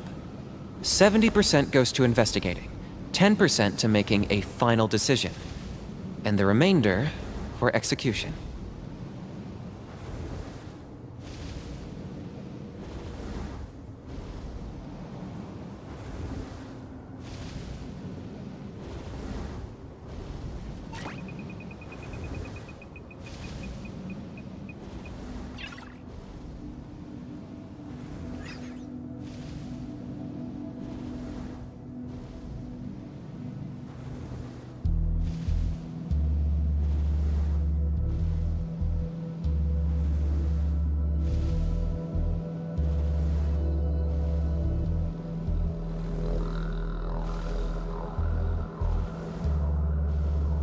Hal loves being antagonistic. Just ignore him when he's mouthing off.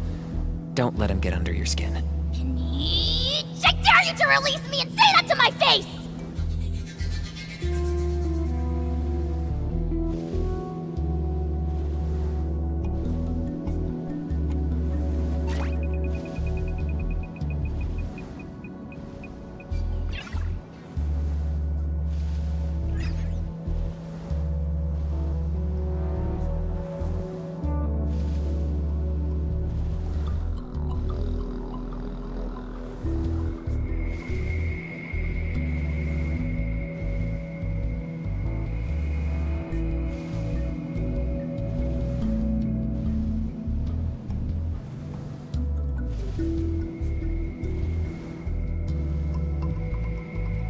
I'm not the friend to come to for words of comfort or encouragement. But when it comes to weighing the costs of your actions, ask away.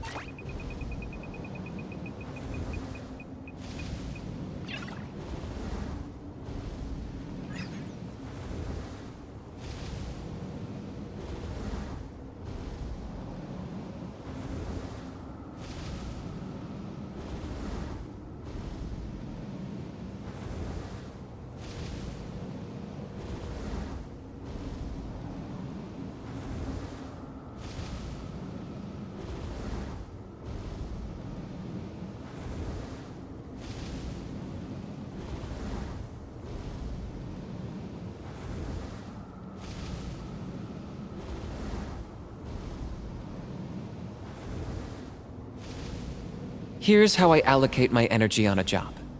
70% goes to investigating, 10% to making a final decision, and the remainder for execution.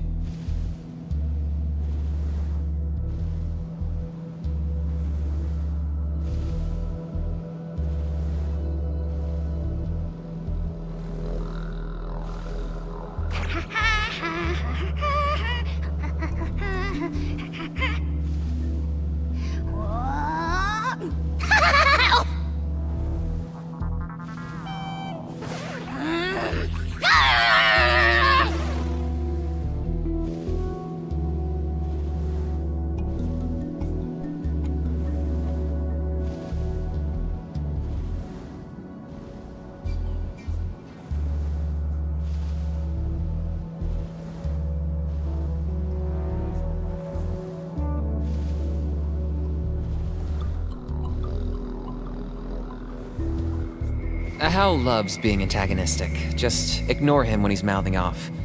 Don't let him get under your skin. I dare you to release me and say that to my face!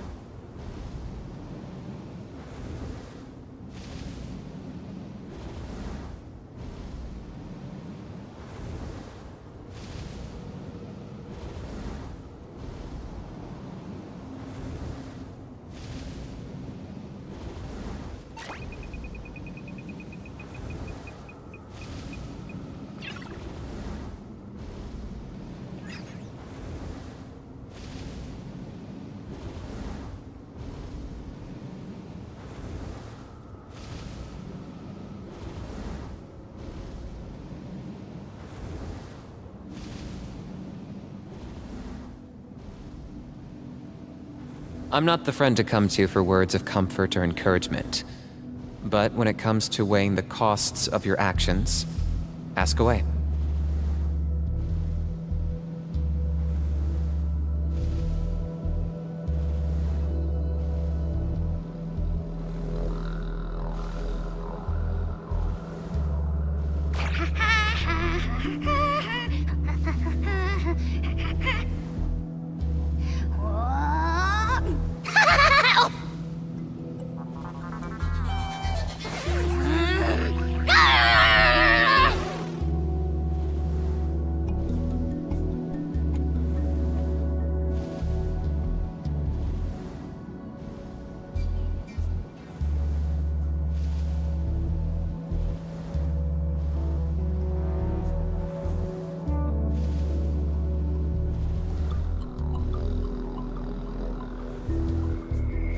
Hal loves being antagonistic. Just ignore him when he's mouthing off. Don't let him get under your skin. I dare you to release me and say that to my...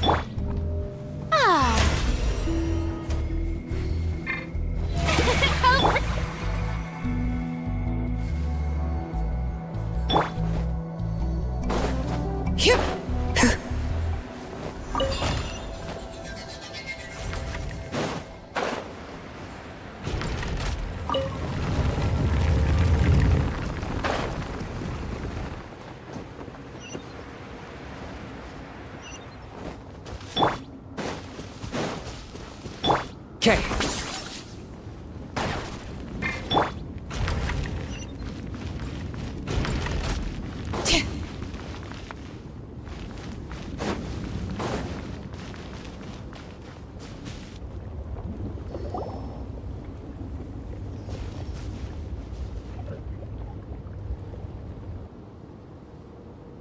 You got here quick.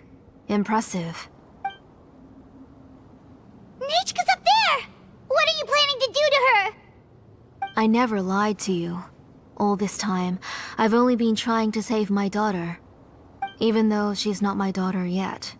But once everything is over, she will really become my Nechka. What is she saying? Is she not Nechka? So you figured it out. I want to use memories to awaken my Nechka. She has stayed in the Night Kingdom for far too long. She's afraid of the dark and cold. I'm the one who made her stay there alone, so I must bring her back. Don't worry, Nechka. Mom hasn't forgotten anything.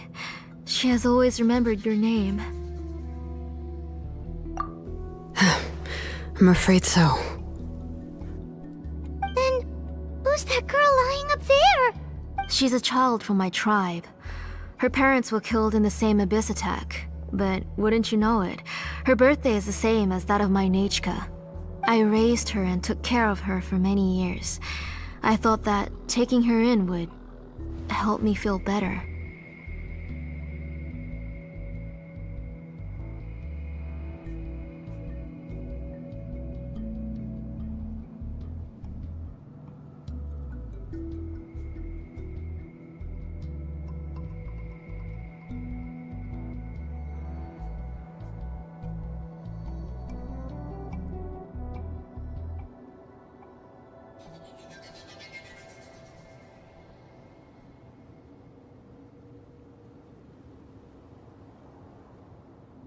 I was so happy the first time she was willing to call me Mom.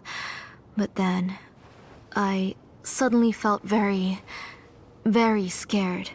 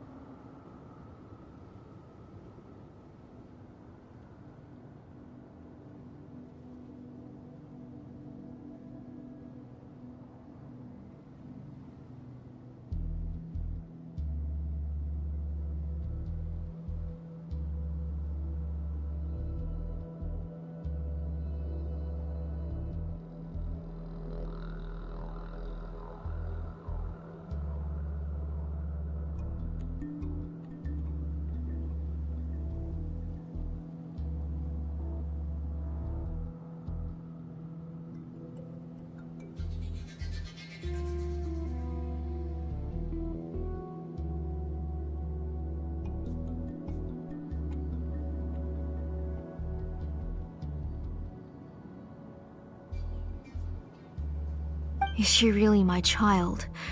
My child's name is Nechka. It could only be Nechka.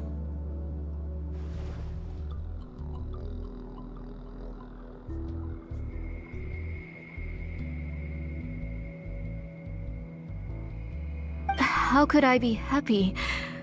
My little Nechka is still waiting for me to get her home.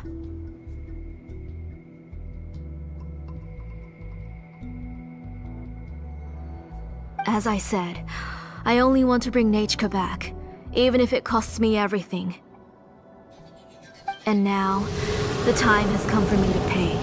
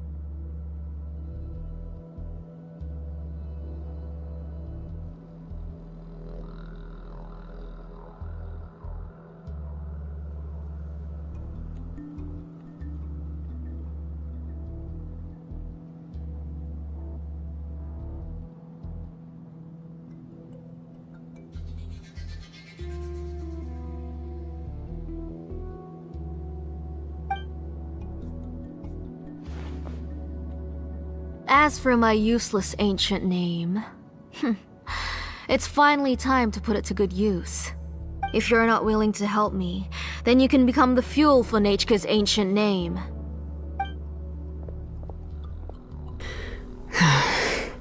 Shilonen, you have yet to make a move. I take it you're examining the inscriptions around you. It's no use. I've already set up the blaze gem inscriptions, and the engraving diagram has already begun to run. It's all thanks to your ideas. Now, the central inscription will finally become Nachka's ancient name.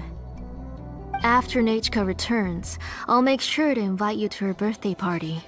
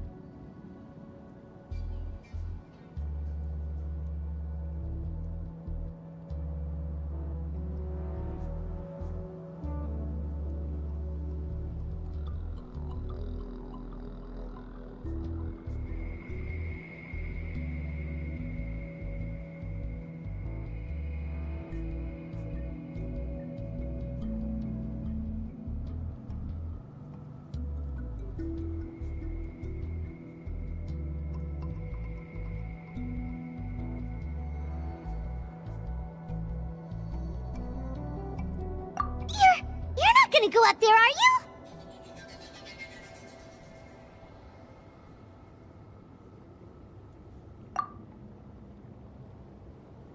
There's a flaw in this engraving diagram. The weak point is almost about to activate. So on my mark. Don't worry, Nechka. Don't worry. Mom is here. 3. Mom will always be with you. I'll never forget you. 2. Wake up, Nechka. Now. Please, wake up. 1!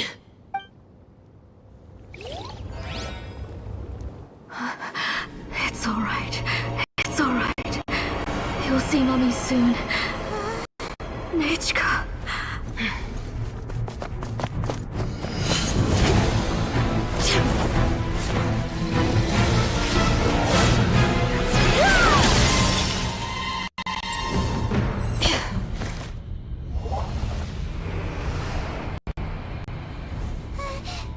Keep back!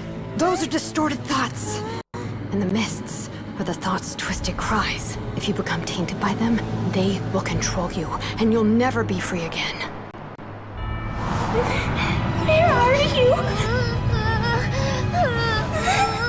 I don't want medicine. It hurts. It hurts. Why am I alone? Nechka, why? No more medicine. Will you stay with me forever? Please, never leave me again.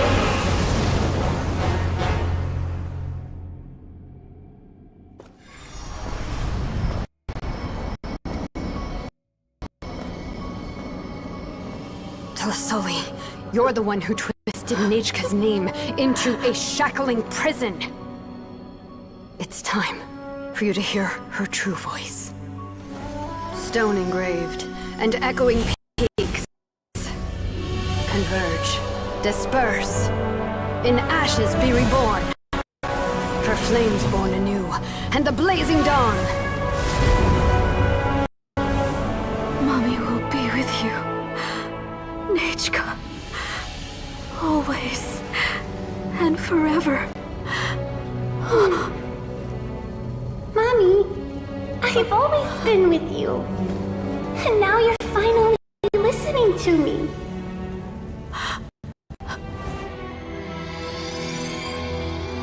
The old births the new, as flowers shield the roots, so life ever cycles until we return to the loam.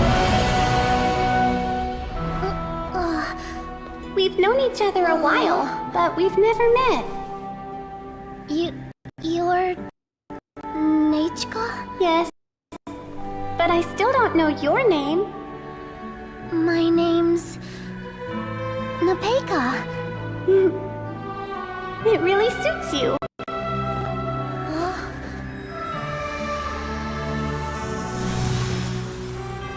Nepeka. I bless you from the past and wish that every day of your future will be filled with peace and happiness.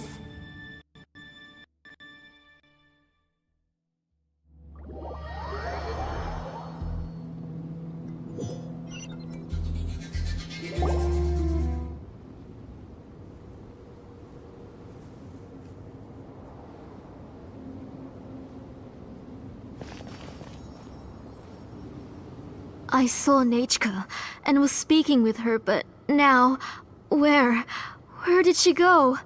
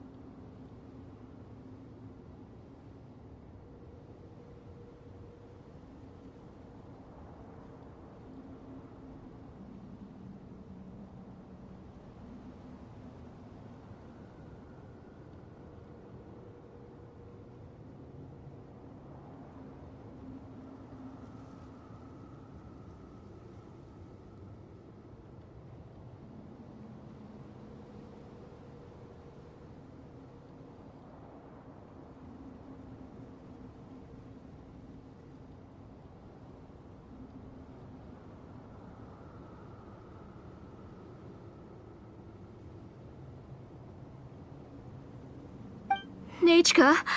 Nachka? Where are you? Answer Mommy. Please. Please.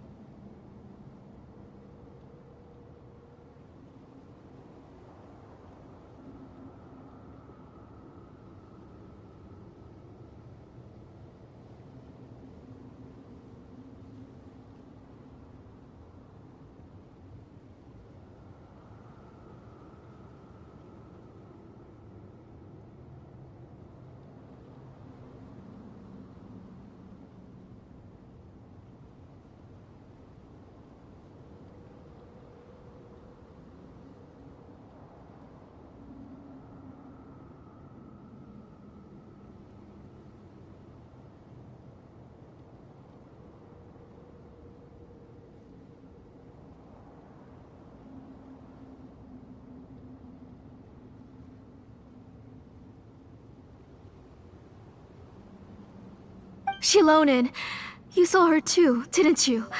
You saw my little Nechka. I felt her hands and hugged her. I was right. I was right.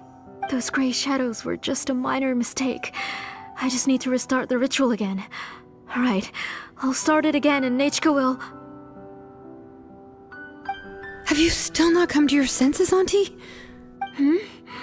What senses? I was not wrong. Nothing about what happened was wrong. She's just a little upset and was trying to ignore me. That child sure knows how to throw a tantrum. But I understand. I can accept that.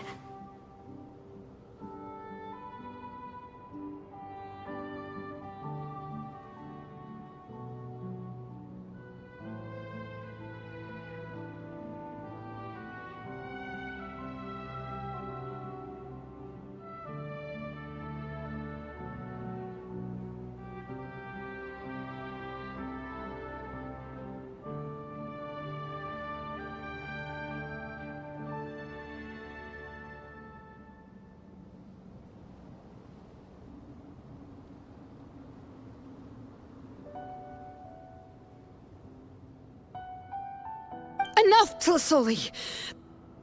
The person you summoned with the Blaze Gem inscription wasn't the real Nechka at all. You collected memories of Nechka from countless people, but you forgot one thing. Among what you gathered were not only real memories, but also countless emotions. Didn't you realize what kind of emotions people would feel upon seeing Nechka's condition? When people held a dying child's hand, when they felt her faint breath and saw the helplessness in her eyes, when they sensed her body growing colder and colder, what could they feel but abject pain and sorrow? I took those emotions. You absorbed those emotions into the Blaze Gem inscriptions and solidified them as a piece of her past. Those gray figures were projections of that past. They could only reproduce the appearance of Nechka in her sickly state. What the real Nechka wished to say was drowned out by those twisted and painful thoughts. I didn't want things to turn out like this. All I wanted was to remember Nechka, to see her again. Nechka has always been with you, Auntie. Everything has long been recorded on your ancient name. The one you said was useless. You exhausted every option and sacrificed everything in the hopes of saving your daughter. That is undeniable.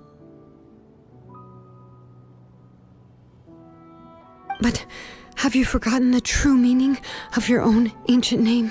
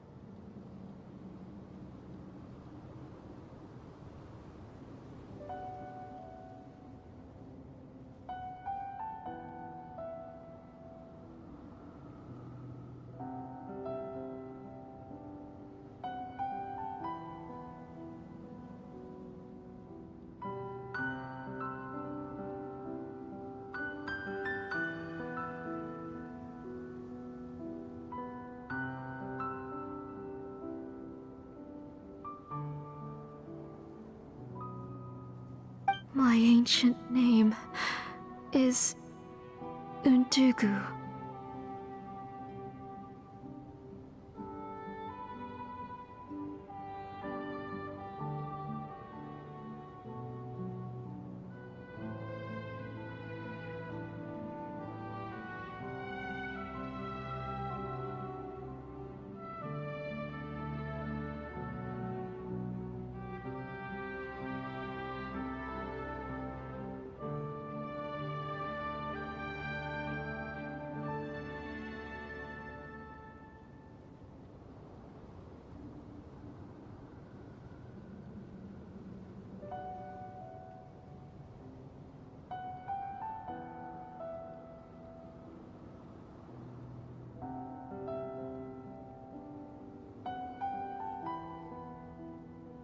The immovable love between you and Nechka has already been recorded in your ancient name, but you chose to ignore that.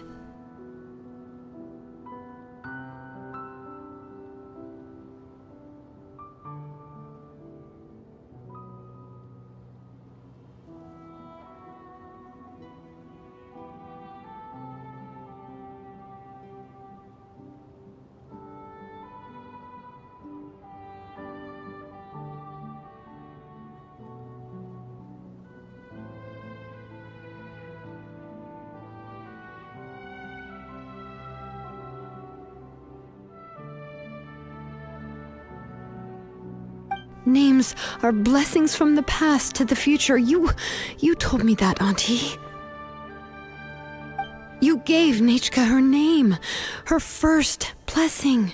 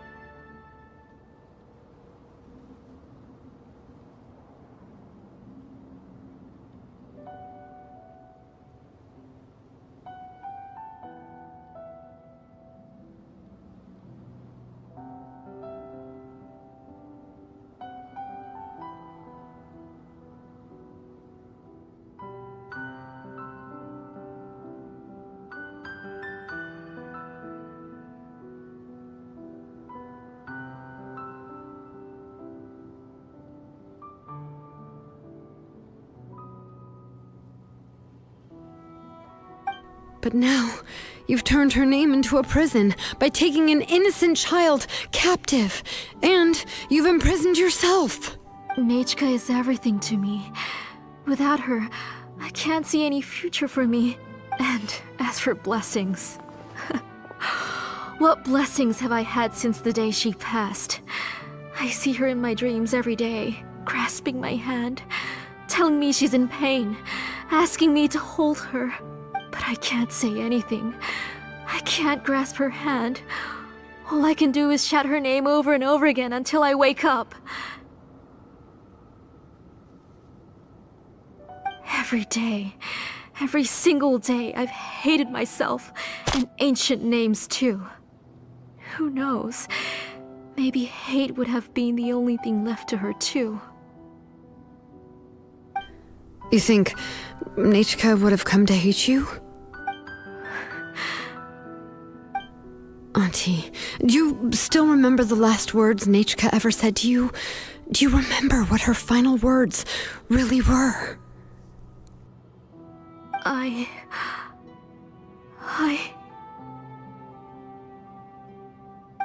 The reason you haven't felt blessed is because you've forgotten the true past. Auntie, you've been wallowing in memories of your imagination and refused to let go of them. A name without a past is nothing but a withered tree with no roots, rotting without a future.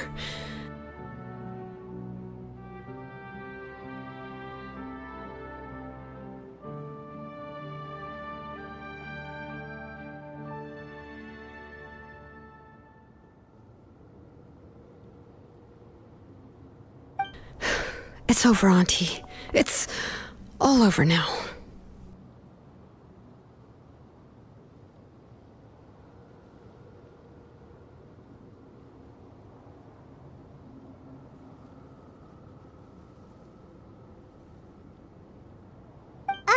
Slowly now. Why don't you stay lying down? Oh, on second thought, this might not be the best place to rest. Shilonen, Nichka, Napecha can already stand now, so we made our way over. Thank you, Paimon and Mr. Traveler. I'm fine, really. The real Nachka helped me just now, so it doesn't hurt much anymore. That's good. If you became Nachka, then this story would really become the To Kill the Brave. This isn't the place to chat. Come on, let's get out of here. But what about Tlasoli? Oh, don't worry. She won't be able to cause any more trouble now.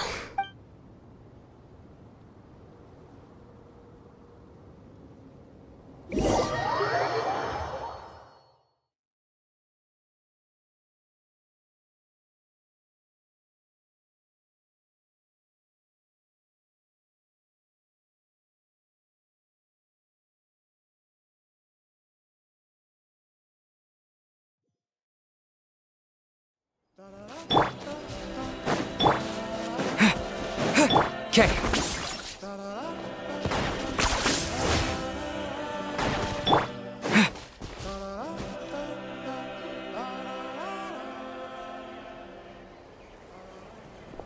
All right, I've locked Auntie in the house with a few ropes. I'll take her to the tribe shortly to be punished for what she did.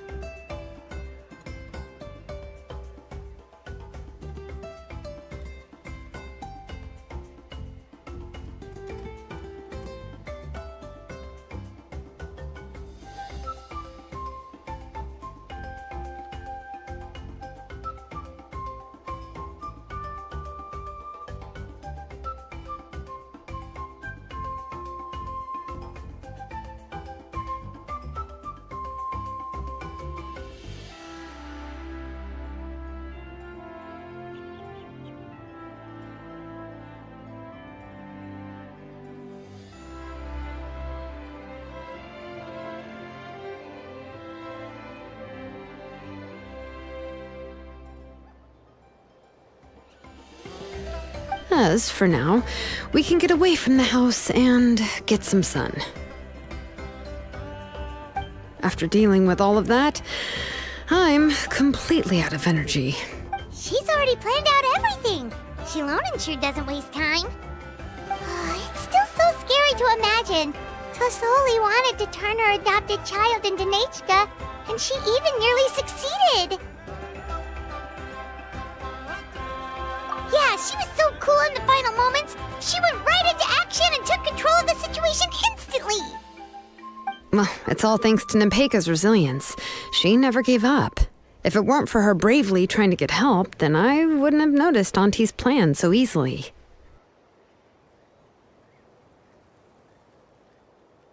It was thanks to all of you encouraging me. After all, this was already the last idea I could think of. I tried to get the attention of many others who visited before, but they were all either quickly whisked away by Tlasoli or simply refused to believe me. Even if I told them everything, Tlasoli would just blame my illness to cover it up.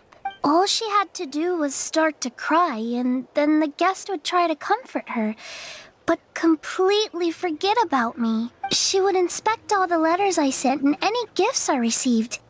And then, if I didn't comply, she would force me to drink some strange medicine. It would put me to sleep for a few days, and it would be hard for me to remember anything. I would see a lot of weird things while I slept, and the walls around me would start talking.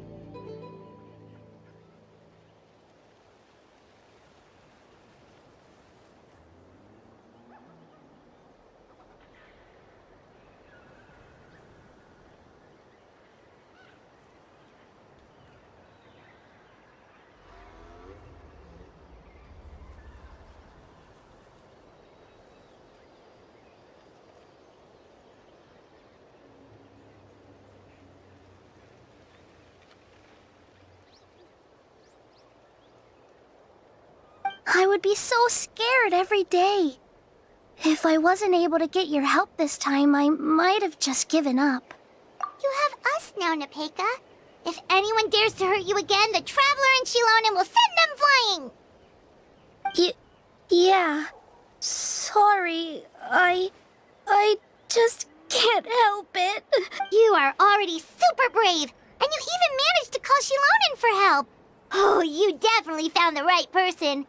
Shilonen isn't the kind of person who gets distracted easily by crying. She pays attention when someone's talking and doesn't miss a beat. And it was because of your help that I was able to pick up on the details. Without you, it would have been extremely difficult for her to communicate that she needed help.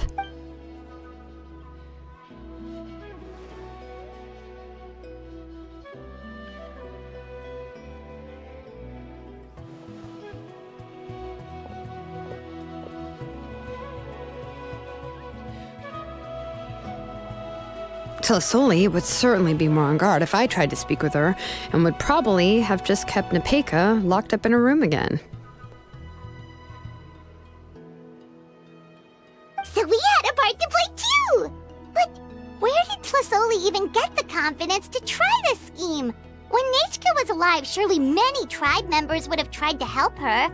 Was she not scared that someone would realize that Nepeka wasn't Nechka? That's certainly a possibility. The inscription she created would not only collect information related to Nechka's past, but also actively erase people's memories of Nechka. It's similar to graffiti. If you want to paint something new on a wall that has been painted before, then first you must remove the old painting. It's possible that I was also one of her targets, which would explain why she was so willing to let me have the central inscription. Whoa, and you still took it? If it were Paimon, she would have thrown that thing away the first chance she had!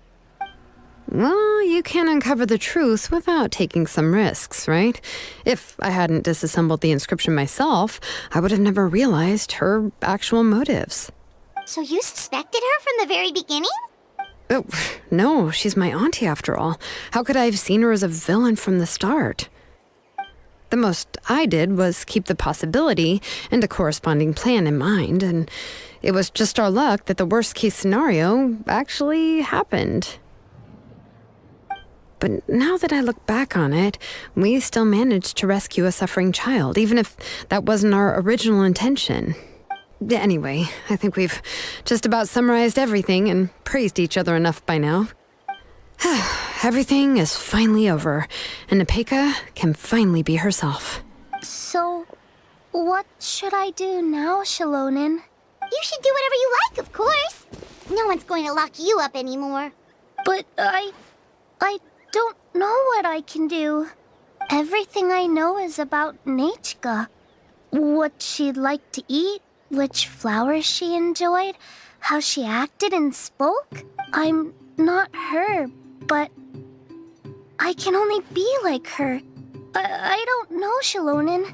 I just don't know. Oh, don't worry, Nepeka.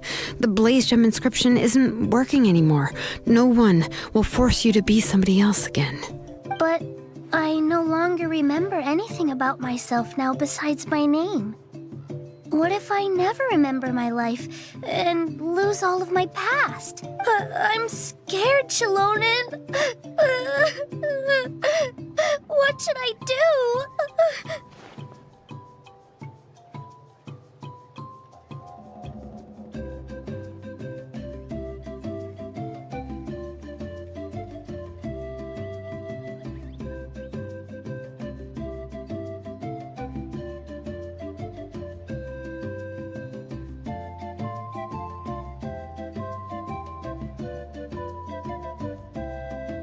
Oh, don't cry, Nepeka.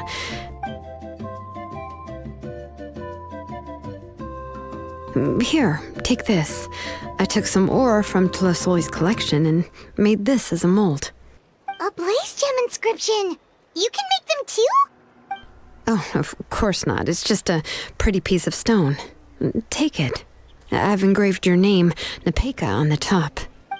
This is your first blessing, the one you received from a pair of people who loved you with all their hearts. It has always protected you and stood over you. For all of past, present, and future, it's never strayed far.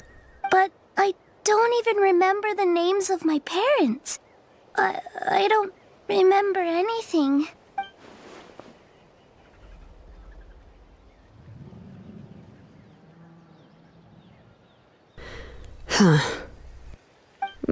I won't make any big promises and say everything will return to normal.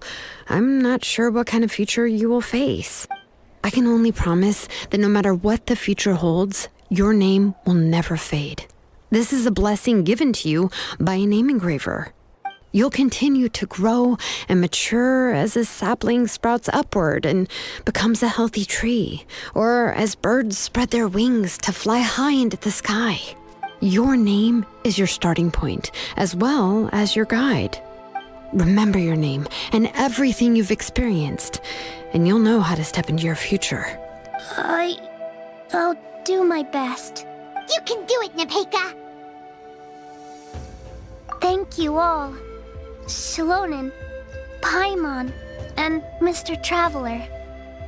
If you really can't come up with what to do, don't worry. Just relax and take it easy. We're from the same tribe after all. If nothing else works, I can always go to the elders and look up your history. And until then, you can stay at my workshop. I can handle another mouth to feed.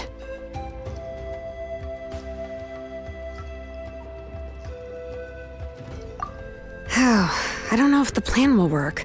I'm not even sure who I should look for. Well, rather than placing our hopes on a plan that relies so heavily on luck, we should just focus on ourselves. Well, anyway, enough about all that for now. Let me take Tlasoli back to the tribe first. Oh, come with me, Nepeka. Oh, gosh. I nearly forgot that we haven't even had dinner yet. What would you like to eat? Huh? Oh, anything. I'm not picky. Oh, good. Let's go. We have a lot of work to do. We have a very busy future ahead of us.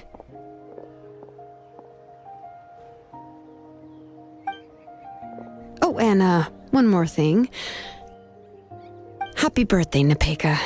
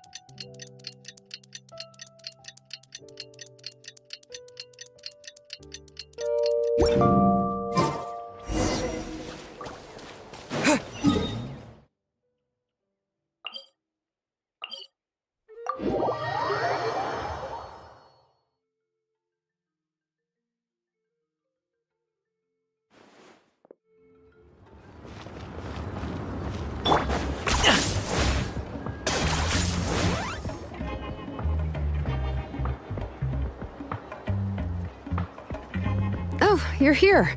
Everything's been taken care of now. I was just about to go have a rest. Well, the tribe is still discussing that. I mean, not many have ever used ancient names to commit a crime.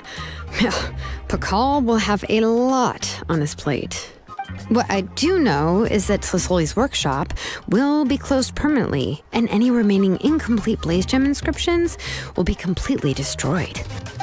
And as for the completed Blaze Gem inscriptions, I'll be handling them, which, yet another hassle to deal with.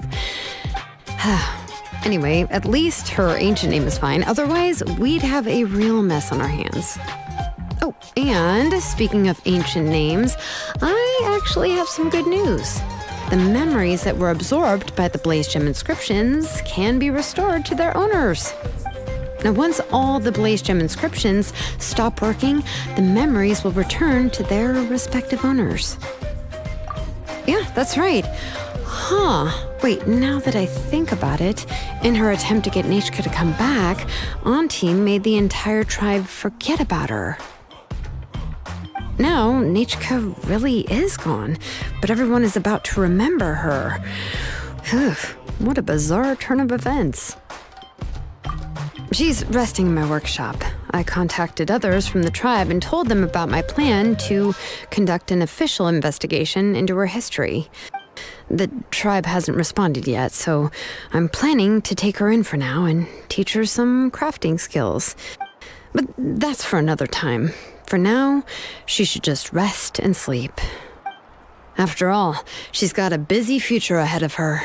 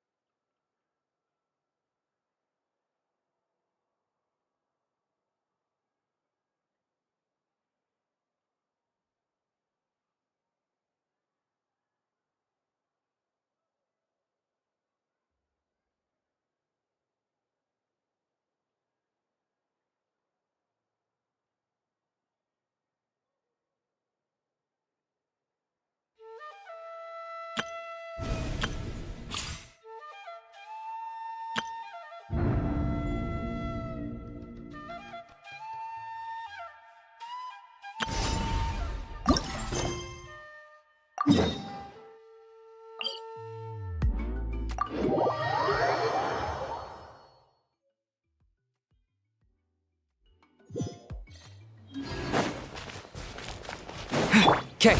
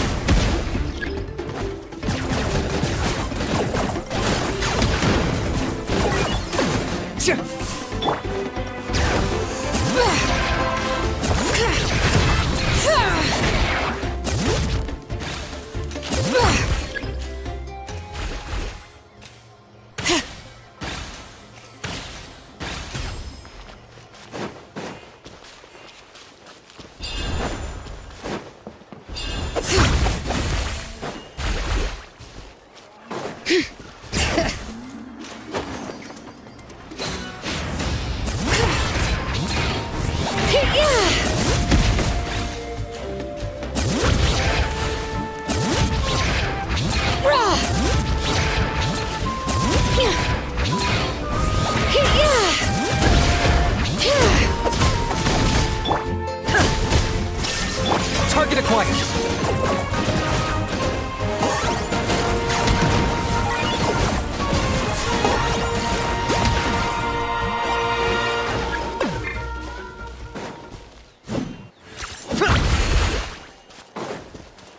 All right.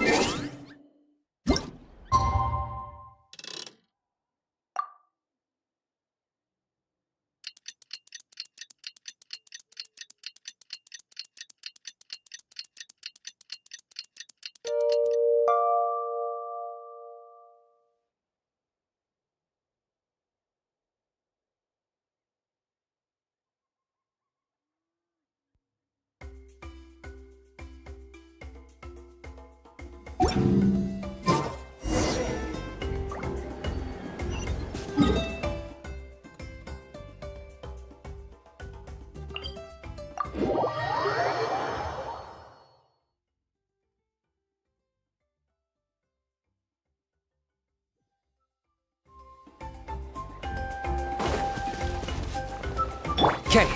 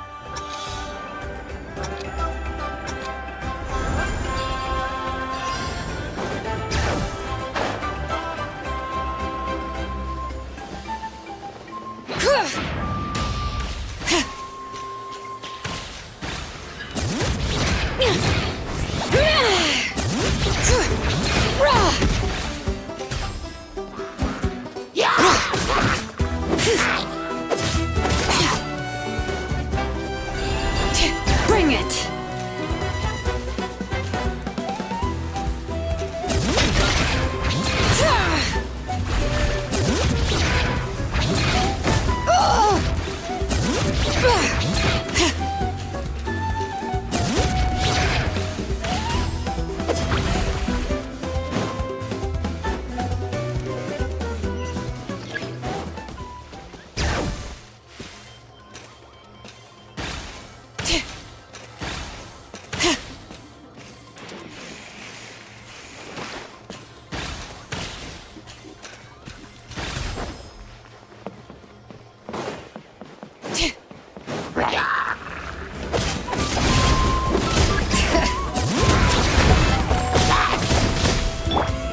Locked on.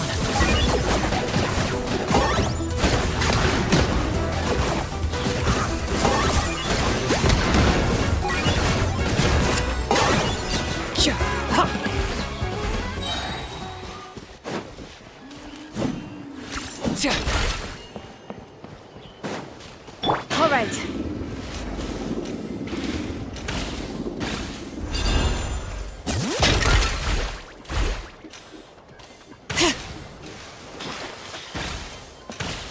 Okay.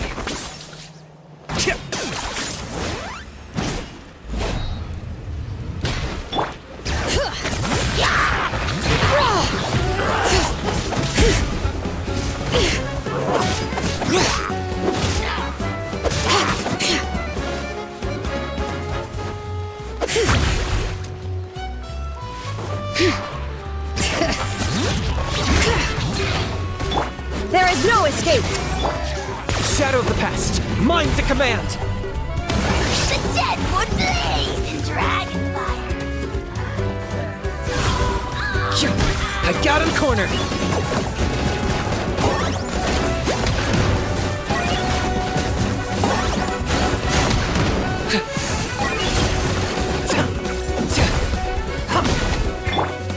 Let engraved names echo!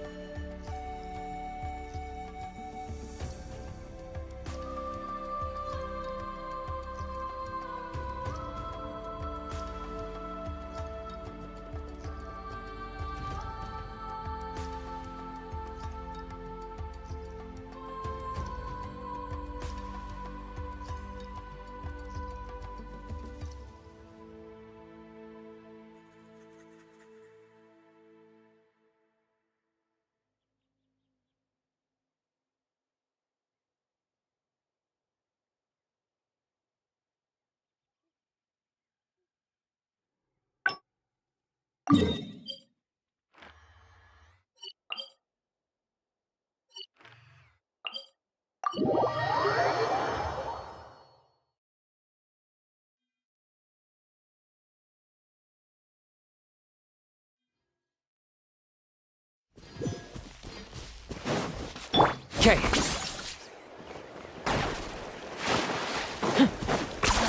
You really are a one-trick pony, you know.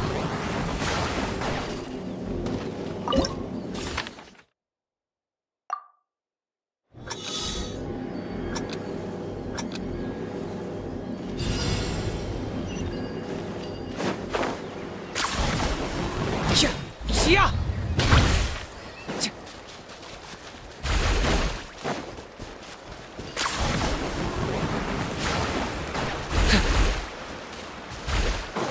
Target acquired.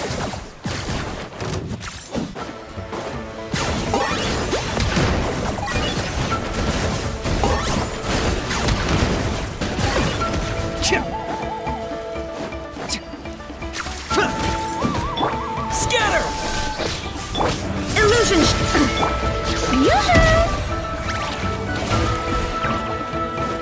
Locked on.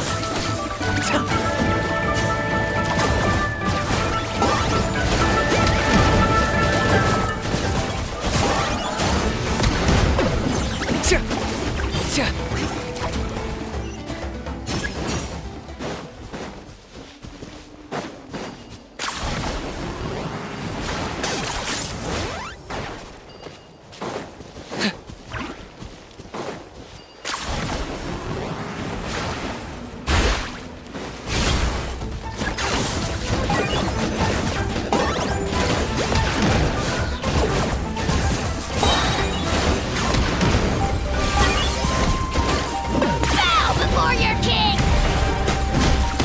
The dead would blaze, right? Torn to oblivion! Shine down!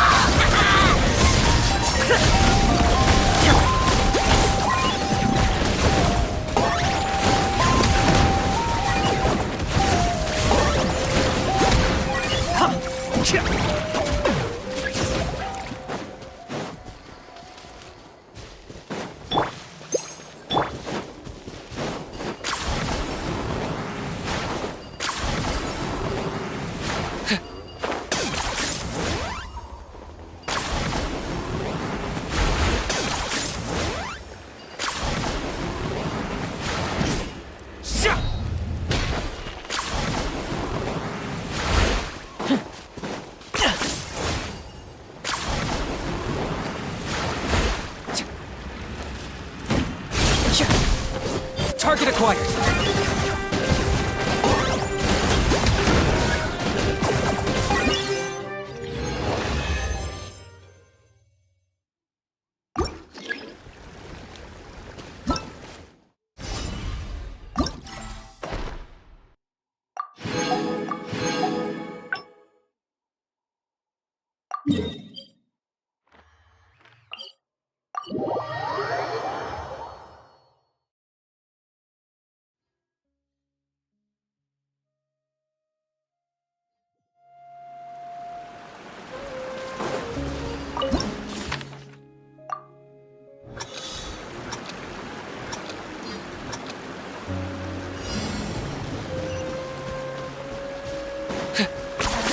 You really are a one-trick pony, you know.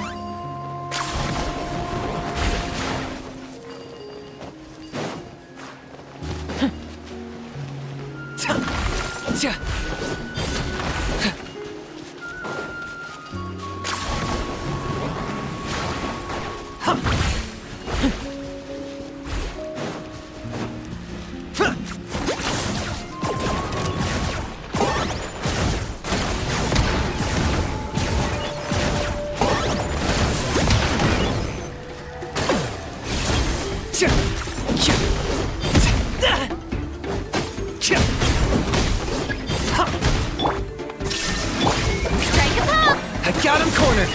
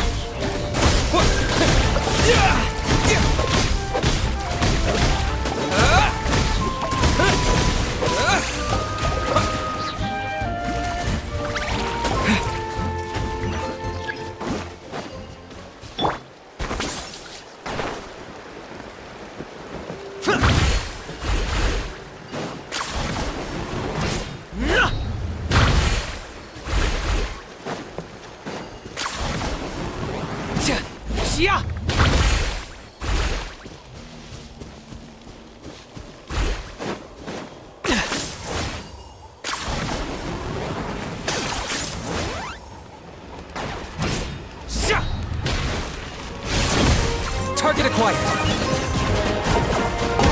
My mistake.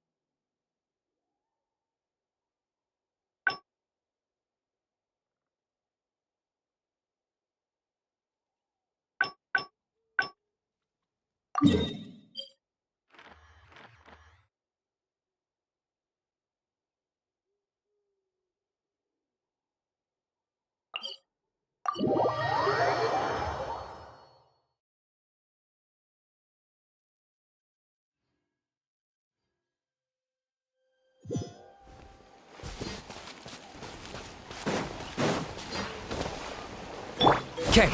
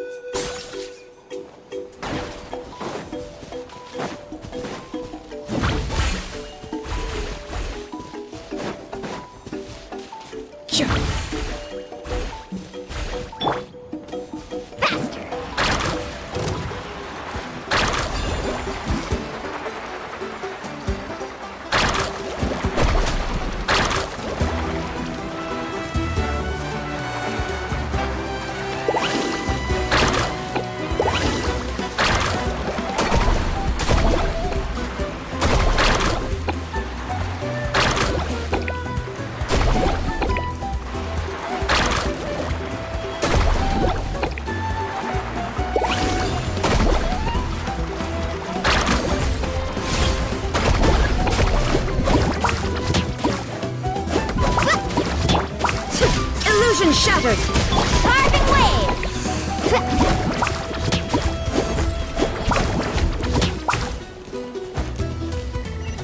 Faster!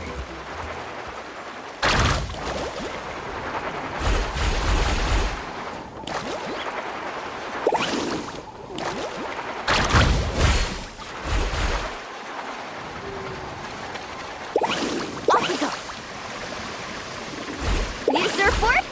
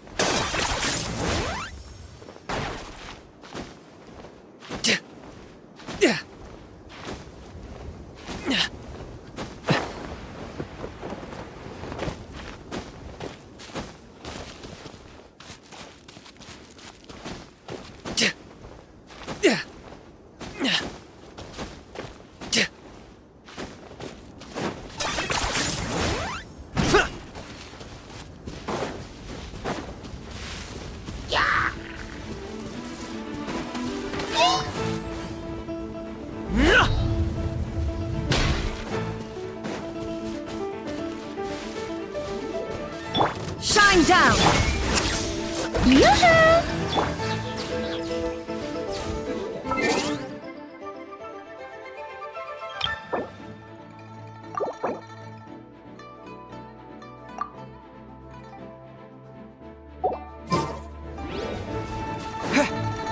Propagate!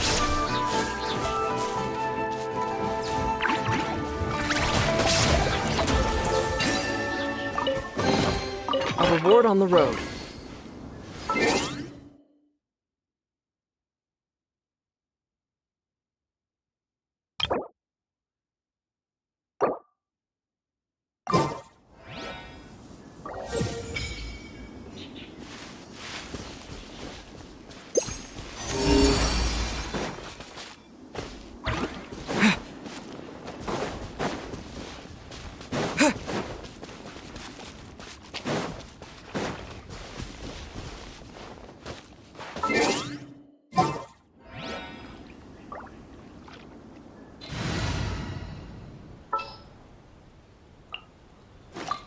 Leave it to me.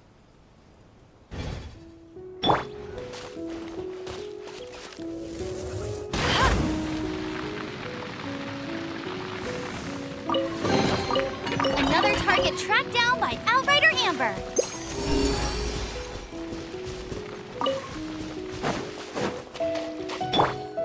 Are you running away?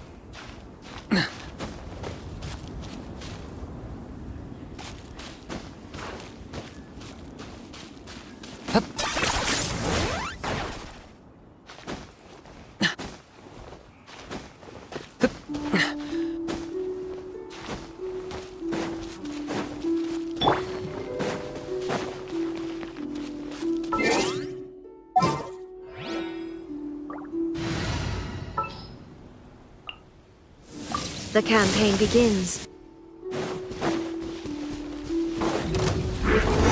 Let the world collide! Scatter! Spring forth! Now you shall perish! Ha! Ha!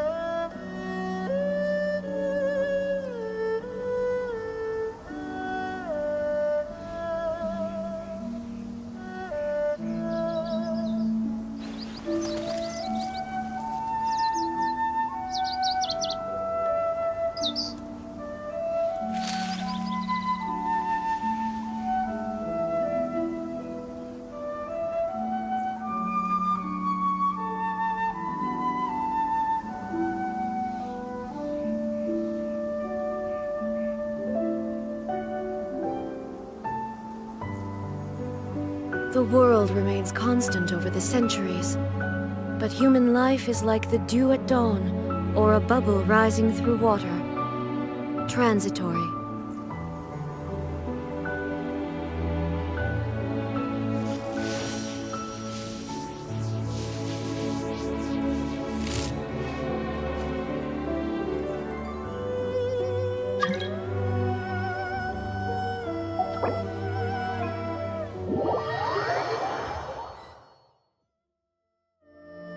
Inactivity serves no purpose whatsoever.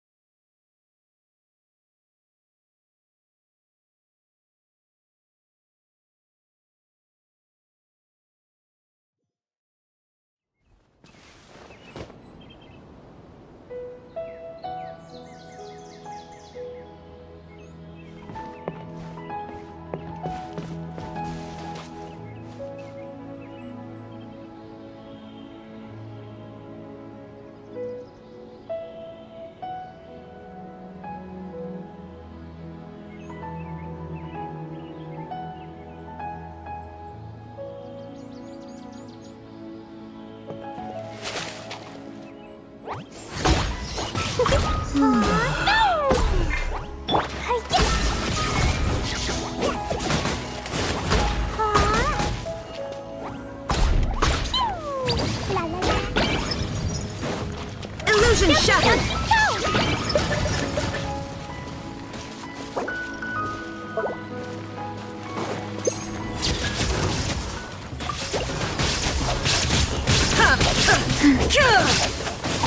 There is no escape!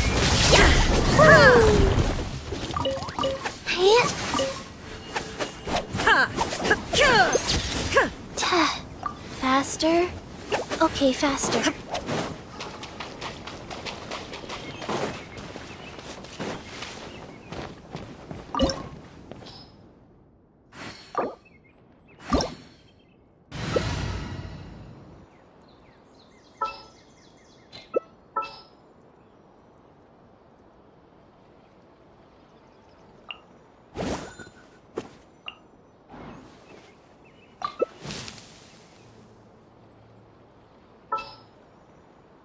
One, two, three, four. 2, 2, 3, 4.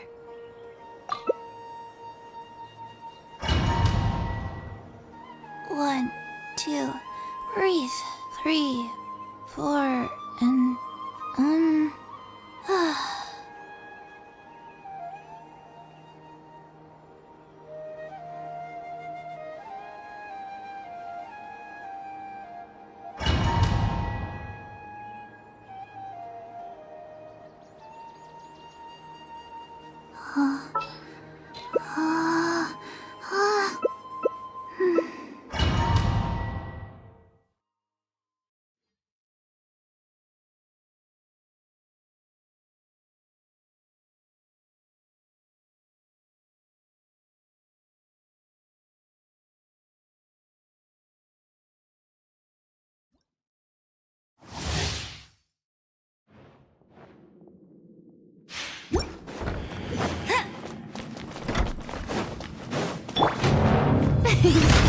Bow before me, worm!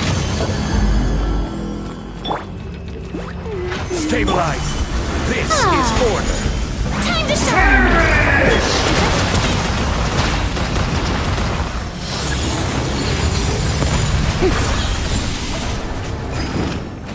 Insignificant pest!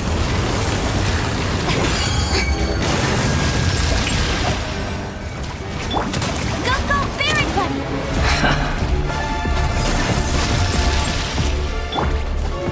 My endless cycle begins!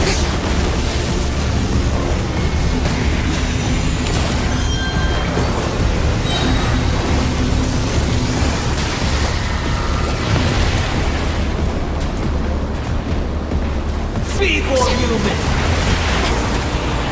Shower me with praise!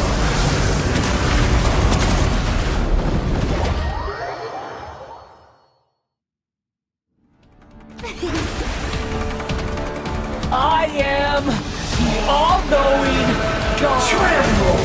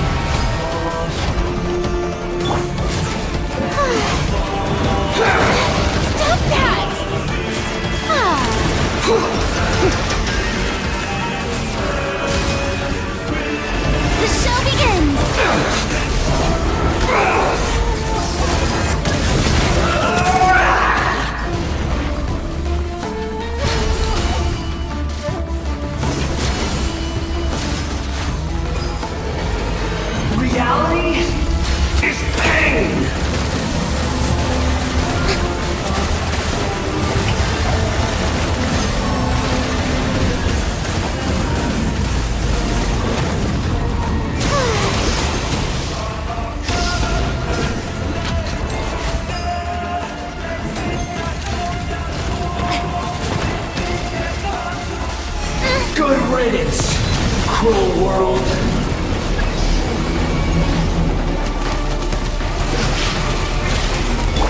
No one escapes my sight! Watch out!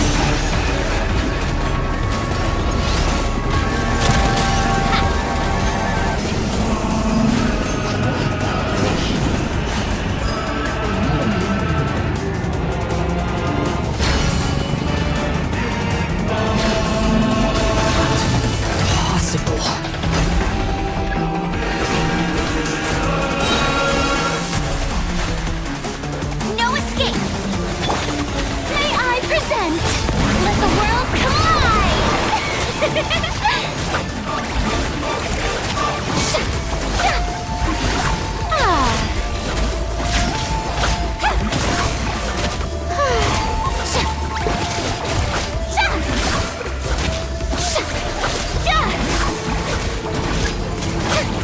I can't lose it all again.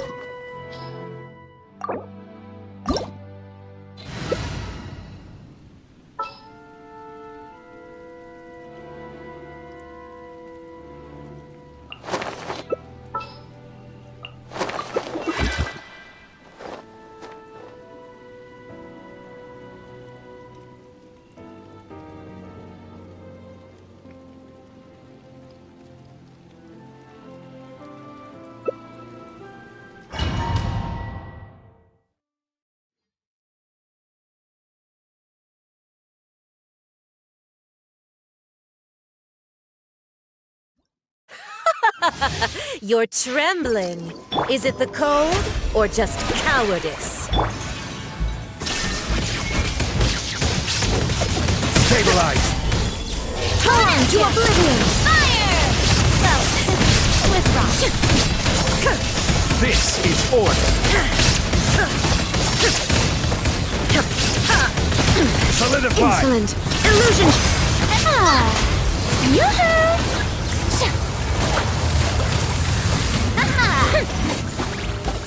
A proper send-up!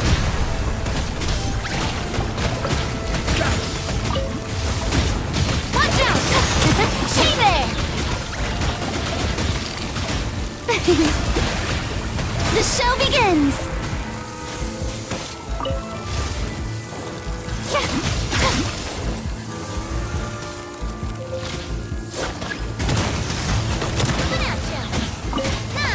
Fire!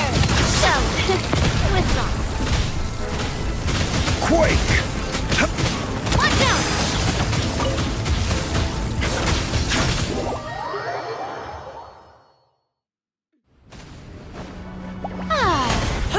Solidify! Shower me with praise! This is order! Time to shine!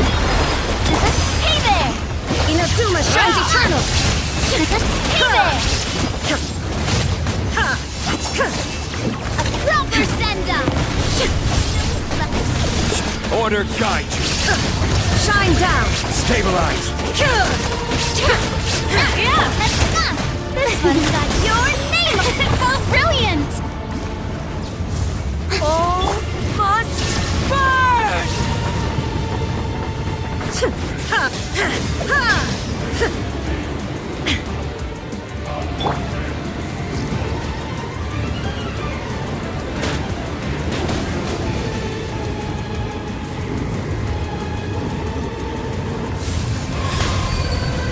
Yoo-hoo! Watch out!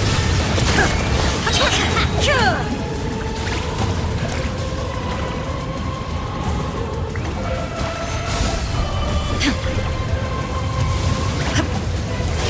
to oblivion!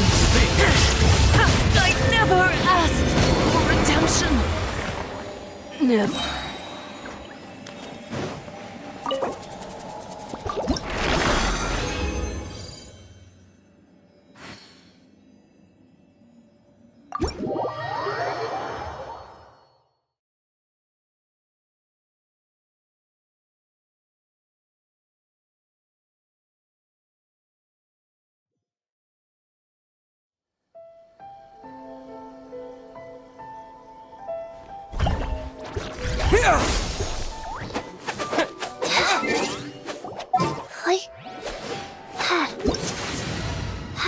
Wheel of life.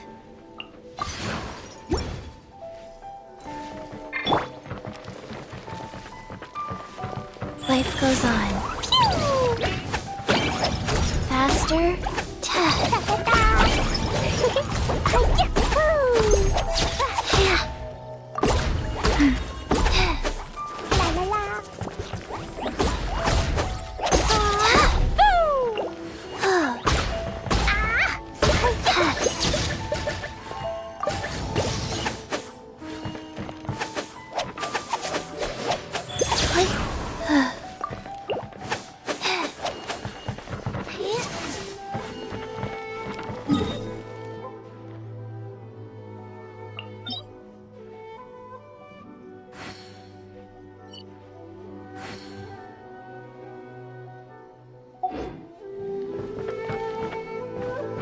This is no place to loaf around.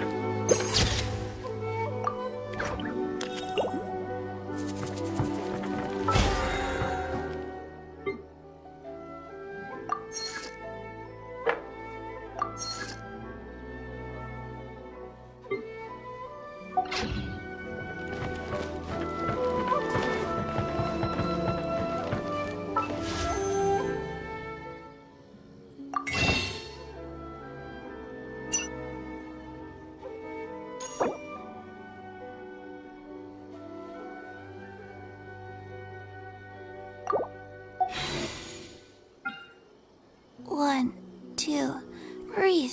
3, 4, and faster? Okay, faster.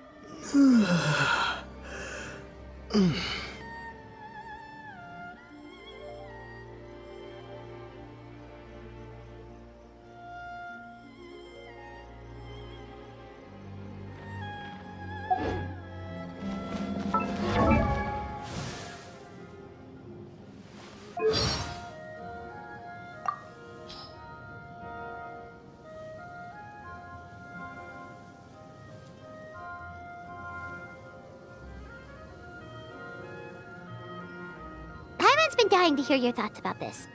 What is the deal with the Hal? And don't say you haven't noticed. Noticed what? Try everything? He's completely different from every other Saurian. For starters, he can talk. Matter of fact, he never shuts up. Also, he's always hovering around Kinich instead of walking on the ground. Oh, and don't get Paimon started on those stupid sunglasses. Why would a Saurian wear sunglasses? It doesn't make any sense. Hmm. Why are you looking at Paimon like that? It's just... You talk a lot too. And you fly. Plus, didn't you get yourself a pair of silly-looking glasses in Fontaine? That is completely different. But anyway, there's a more glaring issue here. A How is flat as a pancake. He's floating around looking like a little cardboard cutout, and no one in that land bats an eyelid. Don't you think that's strange? It's definitely unusual. Then again, maybe everyone's just used to it by now. Ultimately, it's nobody's business but a house, so if you want answers, you'd probably have to ask him. But would he even tell us the truth? Paimon gets the feeling he'd just make up a bunch of phony baloney to get us off his case. Or maybe he'd be like, okay, if you really want to know, I'll show you! And then poof! He'd turn us into cardboard cutouts too. Cardboard cutout Paimon. Now that I would love to see. Hey, cut it out! Paimon doesn't want to be flat as a pancake.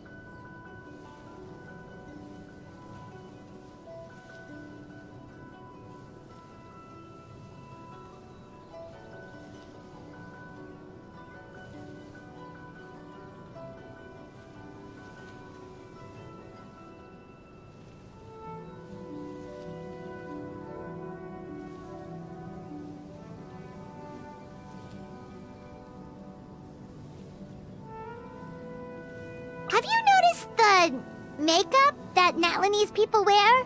Or body paint or tattoos or graffiti or whatever it's called? Anyway, it looks really cool. I have noticed. Body paint is right, although it's not just any old paint. Apparently, it contains phlogiston. Wow, really? Yep. If you're interested to try it out, I'm pretty sure they offer a body painting experience specially for tourists. But they just use normal paint for that. Oh, well, since we're here, why don't we try it? All part of the experience. Sure thing. You'll need to pick a color palette and a motif first, though. Each tribe has its own style. All right, Paimon chooses... Paimon chooses... Oh, they all look so cool. Choosing between them is impossible. Choosing is losing. Paimon will take them all. Wow.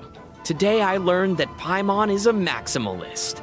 Well, I'm sure some people would say less is more, but I say, you do you, Paimon. What are you talking about? Paimon never said anything about using them all at once. She just wants options so she can switch up her style every day. Oh, that's too bad. I would have loved to see Paimon with an elaborate arm tattoo. Stop! Nope! Stop it! No imagining Paimon with an arm tattoo! Not allowed!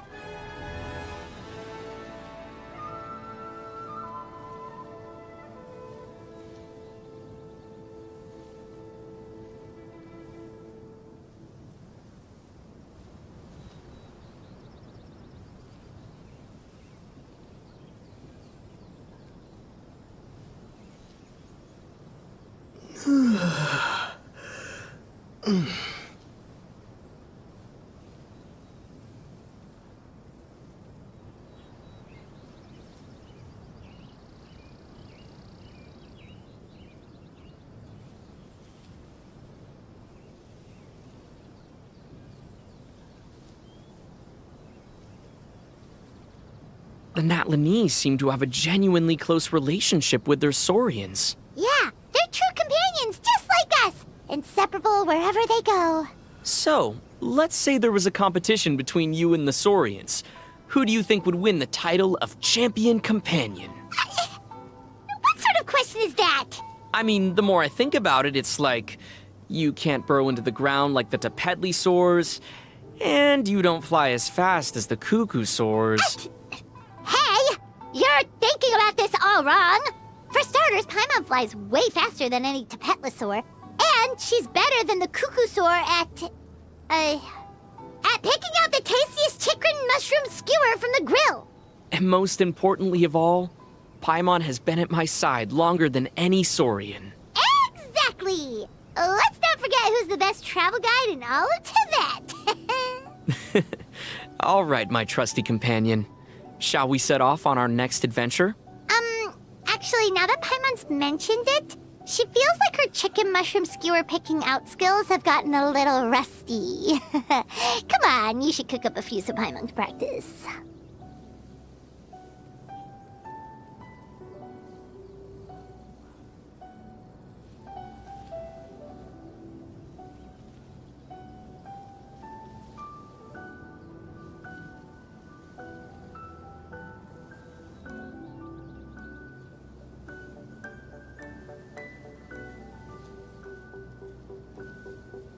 Hey, so the valleys here are just bursting with shiny gemstones. This could be a huge opportunity for us. We should get digging ASAP. With any luck, we'll hit the jackpot and we'll never have to worry about Mora again. But how would you actually know when you've hit the jackpot? Can you even tell which stones are the valuable ones? Well, Paimon just figured that the shinier the stone, the more valuable it is. Yeah, that should be about right. You're starting to sound like an evil fairy tale dragon. The Scions of the Canopy sure do love their extreme outdoor sports. Seems like they have a real appetite for danger. Free solo climbing, sky surfing, volcano parkour. The people of the springs are so chill. If they're not relaxing in a hot spring, they're planning their next big soak. Apparently, some of them even hire musicians to play some relaxing music while they take a dip. The warm water relaxes the body, and the soothing music relaxes the mind. Whoa, that sounds so nice. Paimon wants to try it for herself. All right, next time you visit the hot springs, I'll play some Aranara music for you. Oh! Ooh! But Paimon doesn't play any instruments, so what happens when it's your turn to go in the spring? You can sing me a song. Maybe an opera from Fontaine? That's way too hard! Also, not exactly relaxing. That kind of music will put your blood pressure through the roof! How about some Natlan rap instead? Paimon's been practicing. Check this out! Hey! Flying in your face! It's Paimon the guide! No stranger to danger! Takes it in her stride! Saw a beast called Blubber in the nation of water! My Guhua brother got his weapons in order! Sword in one hand and a spear in the other! Wow, very smooth. If I was listening to that in a hot spring, I'd be tapping the water to the beat like a drum. Yeah! It'd be like a big music festival! And anyone who's late to the party, the rhythm of the water would get them right into the groove! Wait. Didn't we start this by saying how the hot springs are meant to be relaxing? Don't you think those masked warriors look super cool? Yeah, really gives them an air of mystery. Right? Don't you think Paimon should get in on this too? Put on a mask and win some wrestling matches with the Collective of Plenty? She could make a whole new name for herself! Paimon's even thought of some catchphrases. Get this! A Saurian warrior never removes her mask! Famous adventurer by day, mighty Saurian warrior by night! Does that sound cool or what? Yeah, it does. But there's just one problem. Huh? What's that? You'll just look like Paimon in a mask. No air of mystery there. Here in Natland, they seem to use woven scrolls where most nations would use books. It feels so different reading off of them. Yeah, they say it started with the Masters of the Nightwind, when the shamans began recording their tribal history and legends on woven material. As the practice became more widely adopted, the number and variety of stories grew. Oh, Paimon should make a record of all our adventures as well. That way, if you ever start a tribe called the Travelers, you'll have your very own historical record. Plus, it could make a really cool cape and an extra blanket when you're camping in the wild. That would make for one weathered chronicle.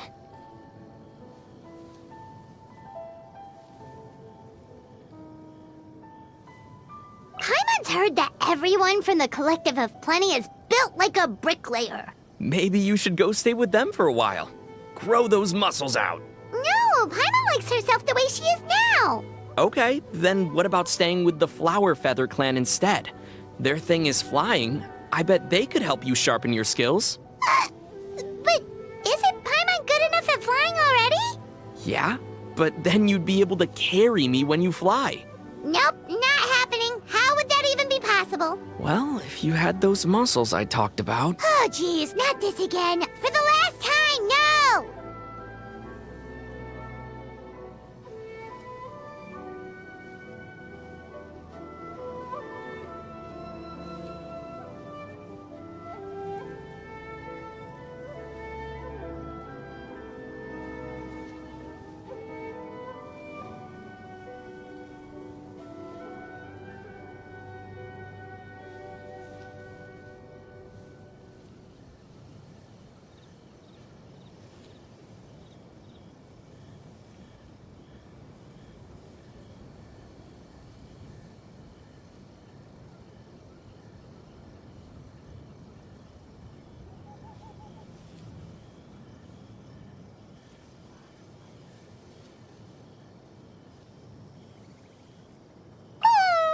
There are so many cute Saurians in Natland!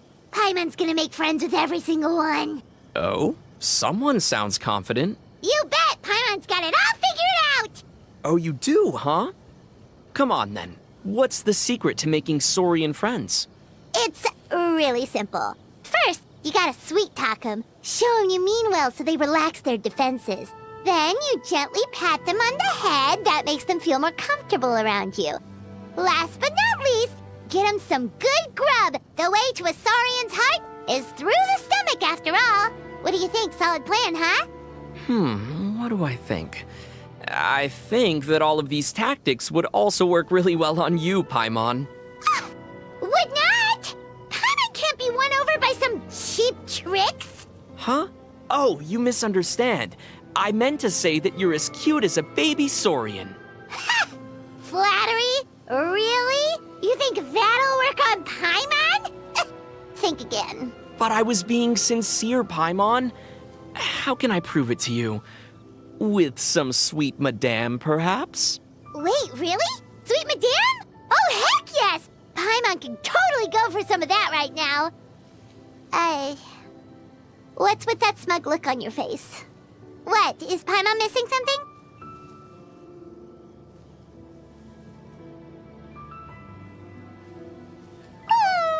There are so many cute saurians in Natlan! Word is that speed's of the essence when doing archaeology work with the Children of Echoes. Why is that? It's probably because this place is absolutely overflowing with relics. But isn't that a good thing? Well, more relics means more competition.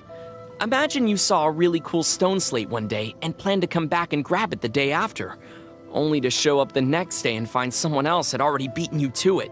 Huh. Paimon still doesn't get it. Okay, here's another analogy. Imagine one night you're all ready to dig into a delicious snack, but then you find a piece of it's missing. Yeah, that'd be terrible. Wait a sec, that's exactly what happened last night! Anything you want to confess, Traveler?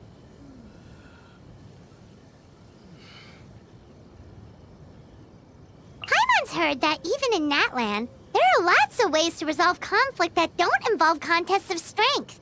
Really? In the Nation of War? Yeah, like apparently some people in the Children of Echoes settle their disputes by holding a dance-off. A dance-off? So they mutually decide on a time and place? Uh-huh. And just dance their socks off? Mm-hmm. Until one person gets so exhausted they can't get up anymore? Yep. Wait, what the... Hold on, that is a contest of strength. Guess what? Paimon just thought of the best Mora-making idea ever! Oh, do tell. Just look at how many people pass by this place every day. If we opened a business here, right outside the stadium, we'd make a fortune without even trying! So, what would you sell? Maybe... alchemical potions from Mondstadt? I think there's already people selling similar stuff. In that case, Ooh! Ores from Liyue! Yeah, we could make a killing off of those! Pretty sure the Children of Echoes are already in that business too. Yeah... Wait, Paimon's got it! Rugs from Sumeru! Those'll definitely be a hit! Unfortunately, that's the specialty of the Masters of the Night Wind. Well, then... we'll fence the whole stadium up! And charge an admission fee to everyone who tries to get inside, whether they're a contestant or a spectator. You'll be locked up before your fence is even half finished. Why does getting rich have to be so hard? Paimon will never forget the first saurians we saw in Natlan. They're just fascinating creatures. There was the Tapetlosaurs with their bouncy heads, the Koholosaurs with their smooth backs, and then the Yumkasaurs with their fluffy ears and heads. I bet a baby Yumkasaur would make the best teddy bear. Yeah. Hey, their fur probably keeps growing out as they get older, right? Do you think it starts getting in the way eventually? Like, imagine if a Yumkasaur had really long fur around the ears and head. They'd barely be able to see where they're going, and that could be kind of dangerous. You seem to have thought a lot about this. Are you planning on becoming a saurian hairstylist? Are you serious? Just think about it. Once you get famous, you'll be rolling in Mora. Oh, you're right! This is it. This is how Paimon makes her fortune. Paimon's gonna become the hairstylist for every Yumkasaur in Natlan. Woohoo! So much Mora. No, wait, the Mora's secondary. The best part of this plan is making friends with all the Yumkasaurs. Life will be so happy! But they're big, you know? It's gotta take a long time to style all that fur with just an ordinary pair of scissors. You might find you can only take one customer per day. If you're serious about this stylist business, you'd better start building some strength. At the very least, aim to lift a pair of scissors as big as the Dull Blade. The Dull Blade? But isn't that your weapon? Yeah, but I can let you borrow it for training. Come on, let's get practicing. Hey! This isn't training! This is give Paimon the sword and let her fight the monsters instead! Paimon did not sign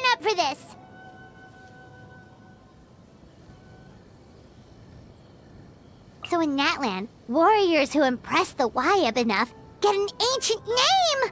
Paimon's so jealous! Having an ancient name would be so cool! Huh? But don't you already have a bucket load of titles, Paimon? Oh wait, yeah, you're right. Paimon's your best travel companion and trusty guide, plus she's the trendy flyer, silver companion, and assistant to the honorary senior researcher. Oh heck yeah, Paimon's an actual legend! If the people of Natlan end up making a record of our adventures, Paimon's gonna make sure they use every single one of those titles! But wouldn't that make everything too long? Just think about it. If the locals also used all of their names, records would look something like... On this day, Uthabiti, Kachina of the Children of Echoes, otherwise known as the Nanatskayans, and Umoja Mualani of the People of the Springs of Metzli fame, encountered Malipo Kinich of the Scions of the Canopy of Hoytzitlan, traveling alongside his impish partner Kohulahau while on their way to the Masters of the Nightwind in Meekland. Okay, you can stop now, jeez! With a document that long, it stretched from here to the stadium and back! And that's before it even got to the point! Well, if Paimon had to pick just one out of all of her titles... yep, it'd have to be Best Companion Ever.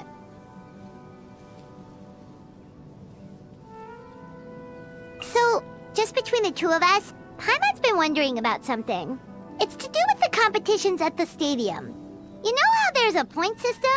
First, everyone fights in teams. Then, for the teams that make it through, there's a set number of one-on-one matches. And after that, everyone's ranked based on their final scores.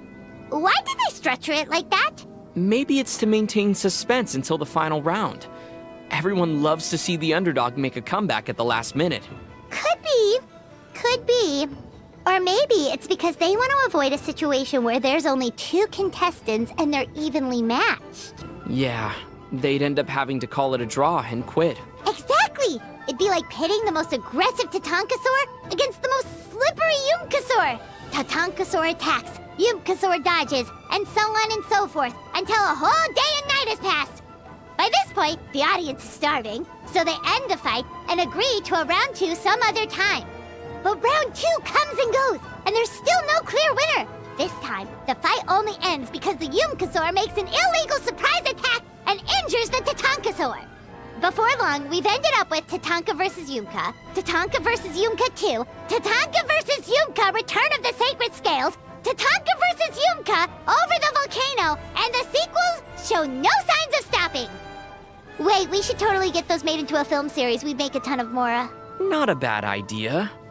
Although, I don't think the Scions of the Canopy would be too happy about you making their Saurian the villain. All right, well, you pitch an idea then if you're such a film critic.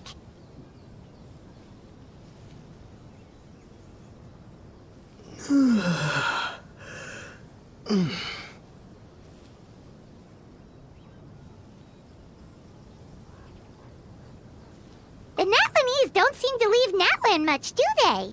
Nope, and there are some good reasons for that. That must make things pretty difficult for anyone who wants to be an adventurer, huh? Think about it. If they can't go to other nations, they miss out on a ton of potential commissions. If they can't go exploring unknown ruins, surely they can't make a whole lot of Mora. It's too bad. You'd think so, wouldn't ya? But in fact, they've found some ways around it. Huh? I've heard of a group in the People of the Springs who call themselves Wayfinders. They have a wealth of knowledge about Natlan's geography and ancient ruins, so a lot of foreign adventurers hire them as guides when they visit. Of course, that means they get paid for each trip, regardless of whether their client actually finds the treasure. So in the long run, they might actually earn more than a traditional adventurer would. Wow, okay. But wait, if they know so much about Natlan's ancient ruins, why don't they just go find the treasure themselves? Well, here's the thing. What if there never was any treasure to begin with? Whoa. Okay, Paimon's gonna need a minute to let that sink in. The Natlanese seem to do a lot of doodling everywhere. Except they don't call it doodling, do they? They call it, flow something. Phlogiston engraving. But strictly speaking, that refers to the engraving of special stone tablets. What you're talking about is just regular graffiti. Take this one, for example. It basically just says, "You're in Nanatsukayan territory now. Children of Echoes for the win." That's pretty fun. Now Paimon wants in. Shall we do some graffiti of our own? We sure can, but what do you think we should draw? Well, that's easy. A portrait of the best travel guide in all of Teyvat. Now, let's see. Ah, there! Put it right there on that cliff face. So you want me to do the honors, huh? All right then, let me think about this. Yep, first we need to capture that classic Paimon facial expression. Seething with rage. Mm-hmm. Wait, what? Oh, you know what? Forget it! Paimon has decided to find a professional Natlanese graffiti artist instead!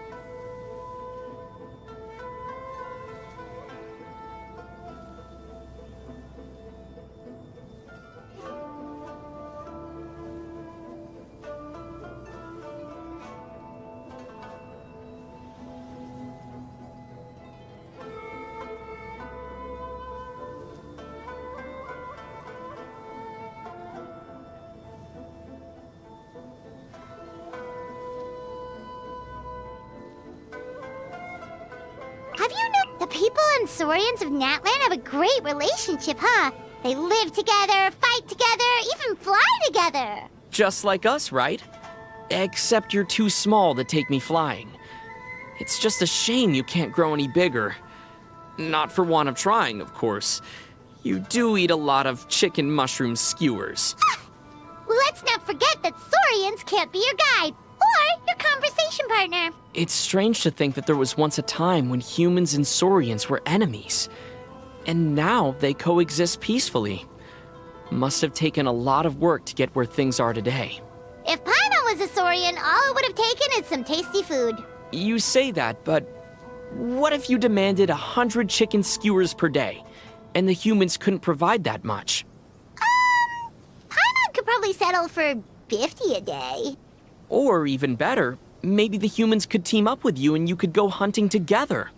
Then there'd be enough meat for everyone to eat their fill. Uh-huh. Peace between species all starts with a full stomach. That volcano is so huge! You can see it from anywhere in Natlan. Where do you think all that magma comes from, though? One legend holds that an enormous pyro dragon slumbers in the deepest depths of Natlan. Within the dragon's body dwells the world's first flame, burning eternally and causing boils to form on the dragon's back.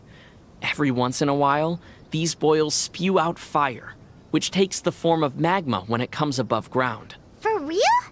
But what happens if the dragon ever wakes up? Natlan will be doomed! Yep, and that's why the Pyro Archon gets the tribes to periodically join forces and go pacify the dragon, to make sure it stays asleep.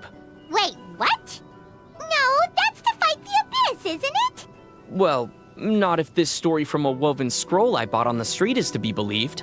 Ugh, Paimon knew it.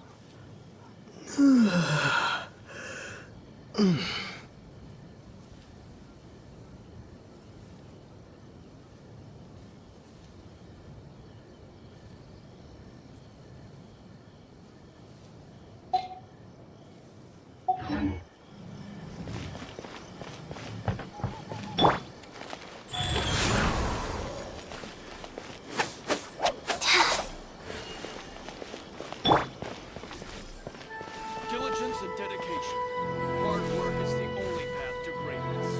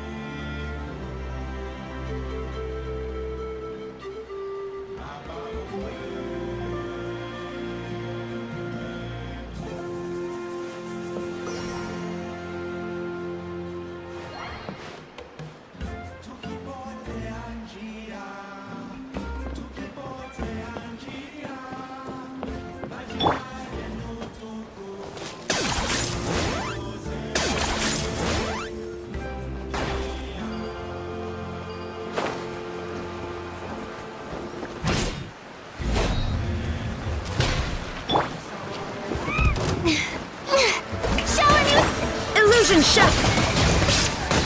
Scatter!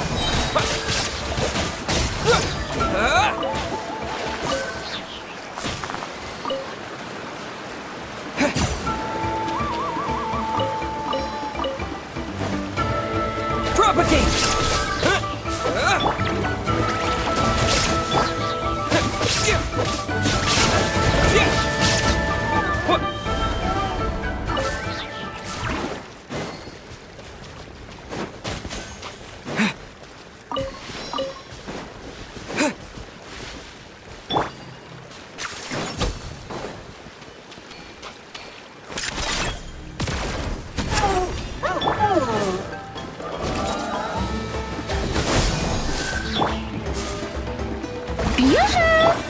There is no escape!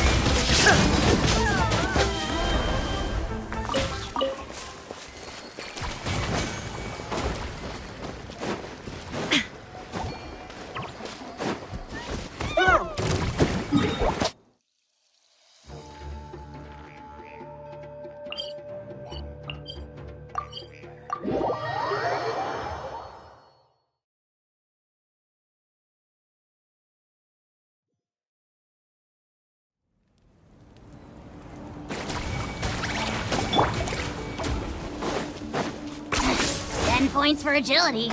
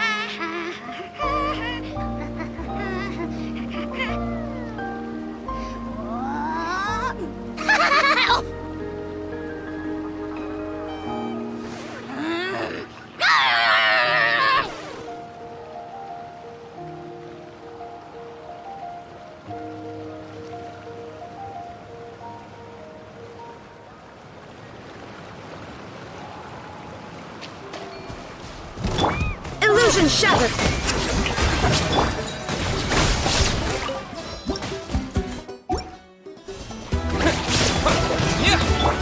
Locked up!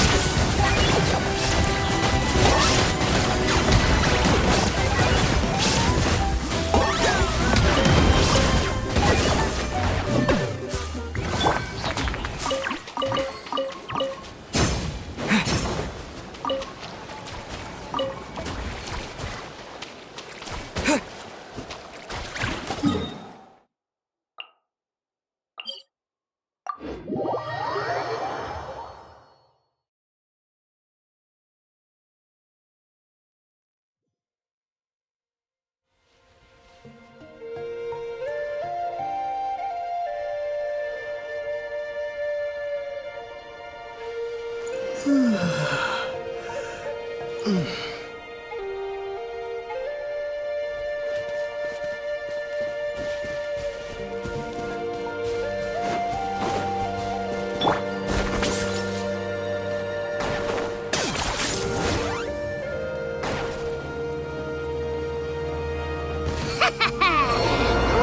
doing business with you.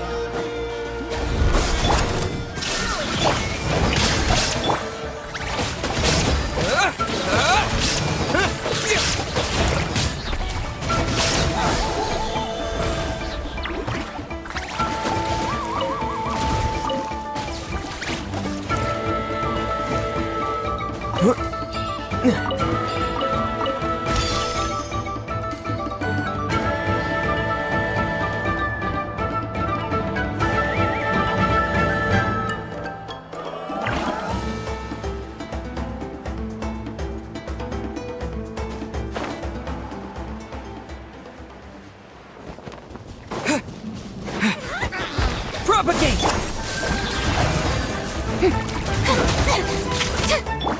Shine down!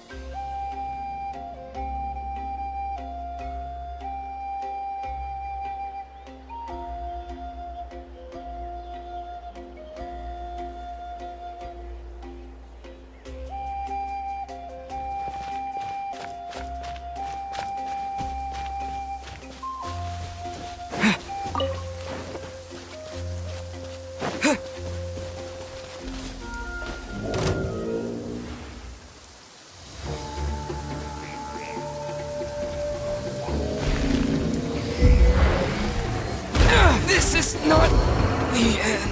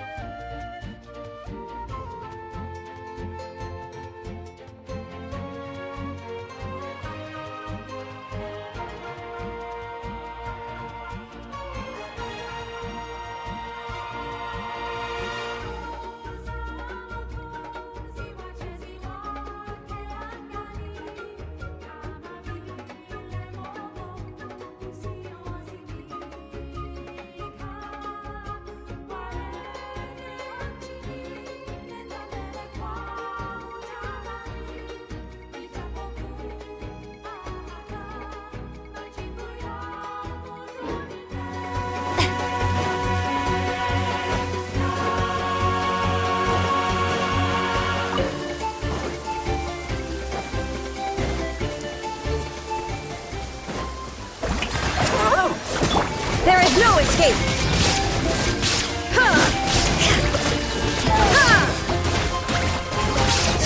Now you shall perish!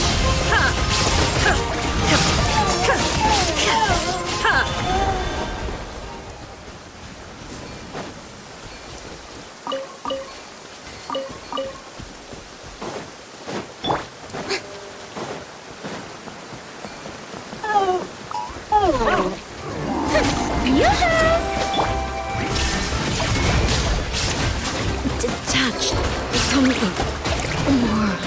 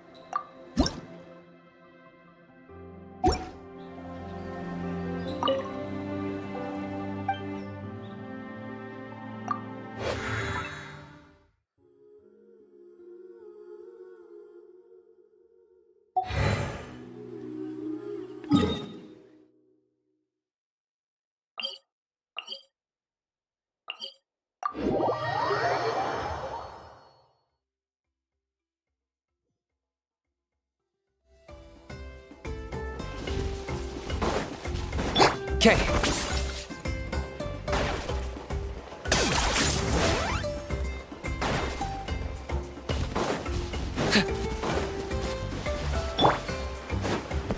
There is no escape!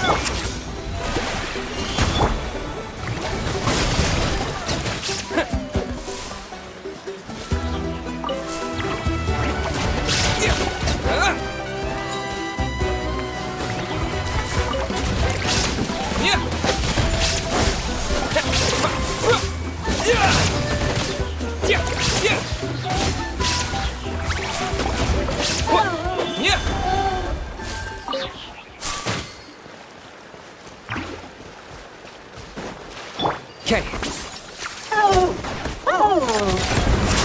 Target acquired. Propagate! Shower me with Illusion shattered!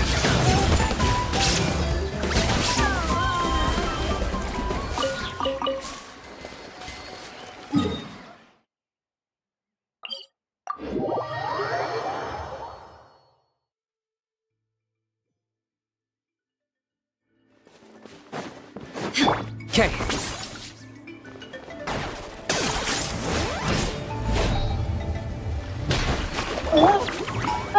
Alright, let's There finish is no this escape! Scatter!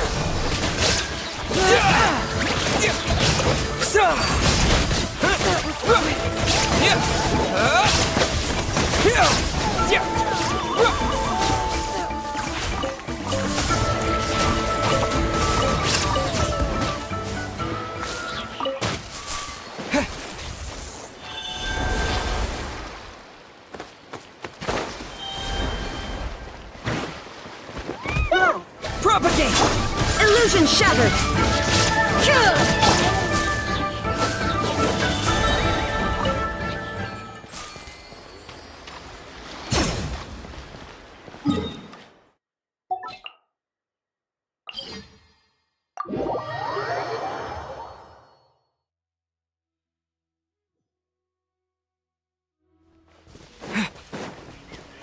Okay.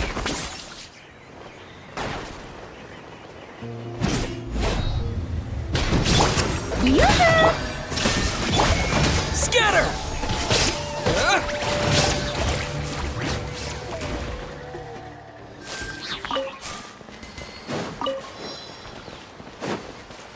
Okay. Propagate! Let's finish this battle!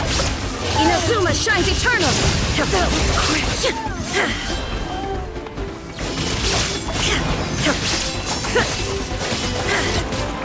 Finish this next time. strike a pose! There is no escape!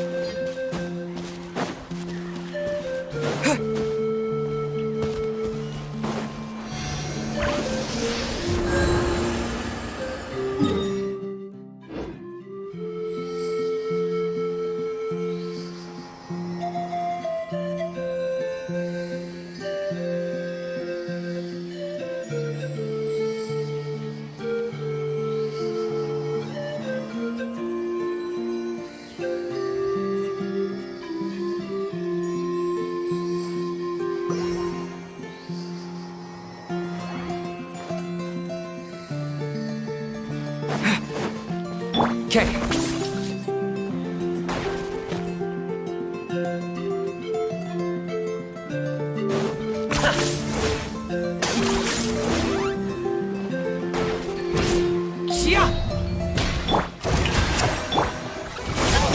Shine down!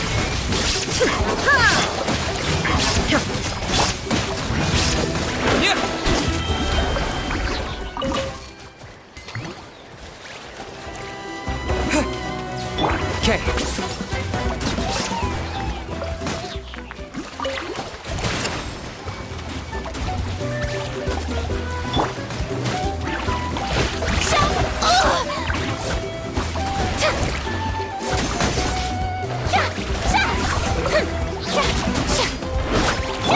Locked on.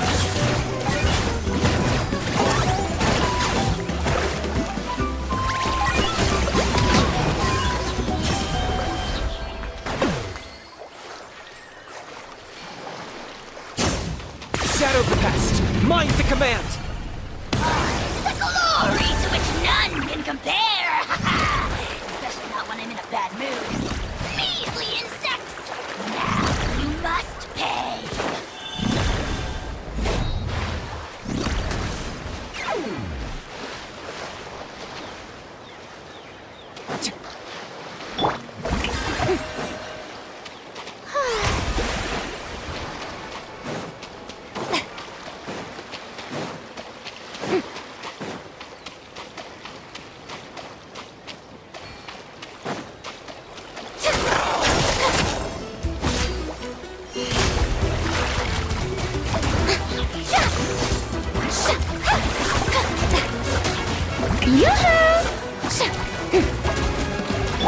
There is no escape!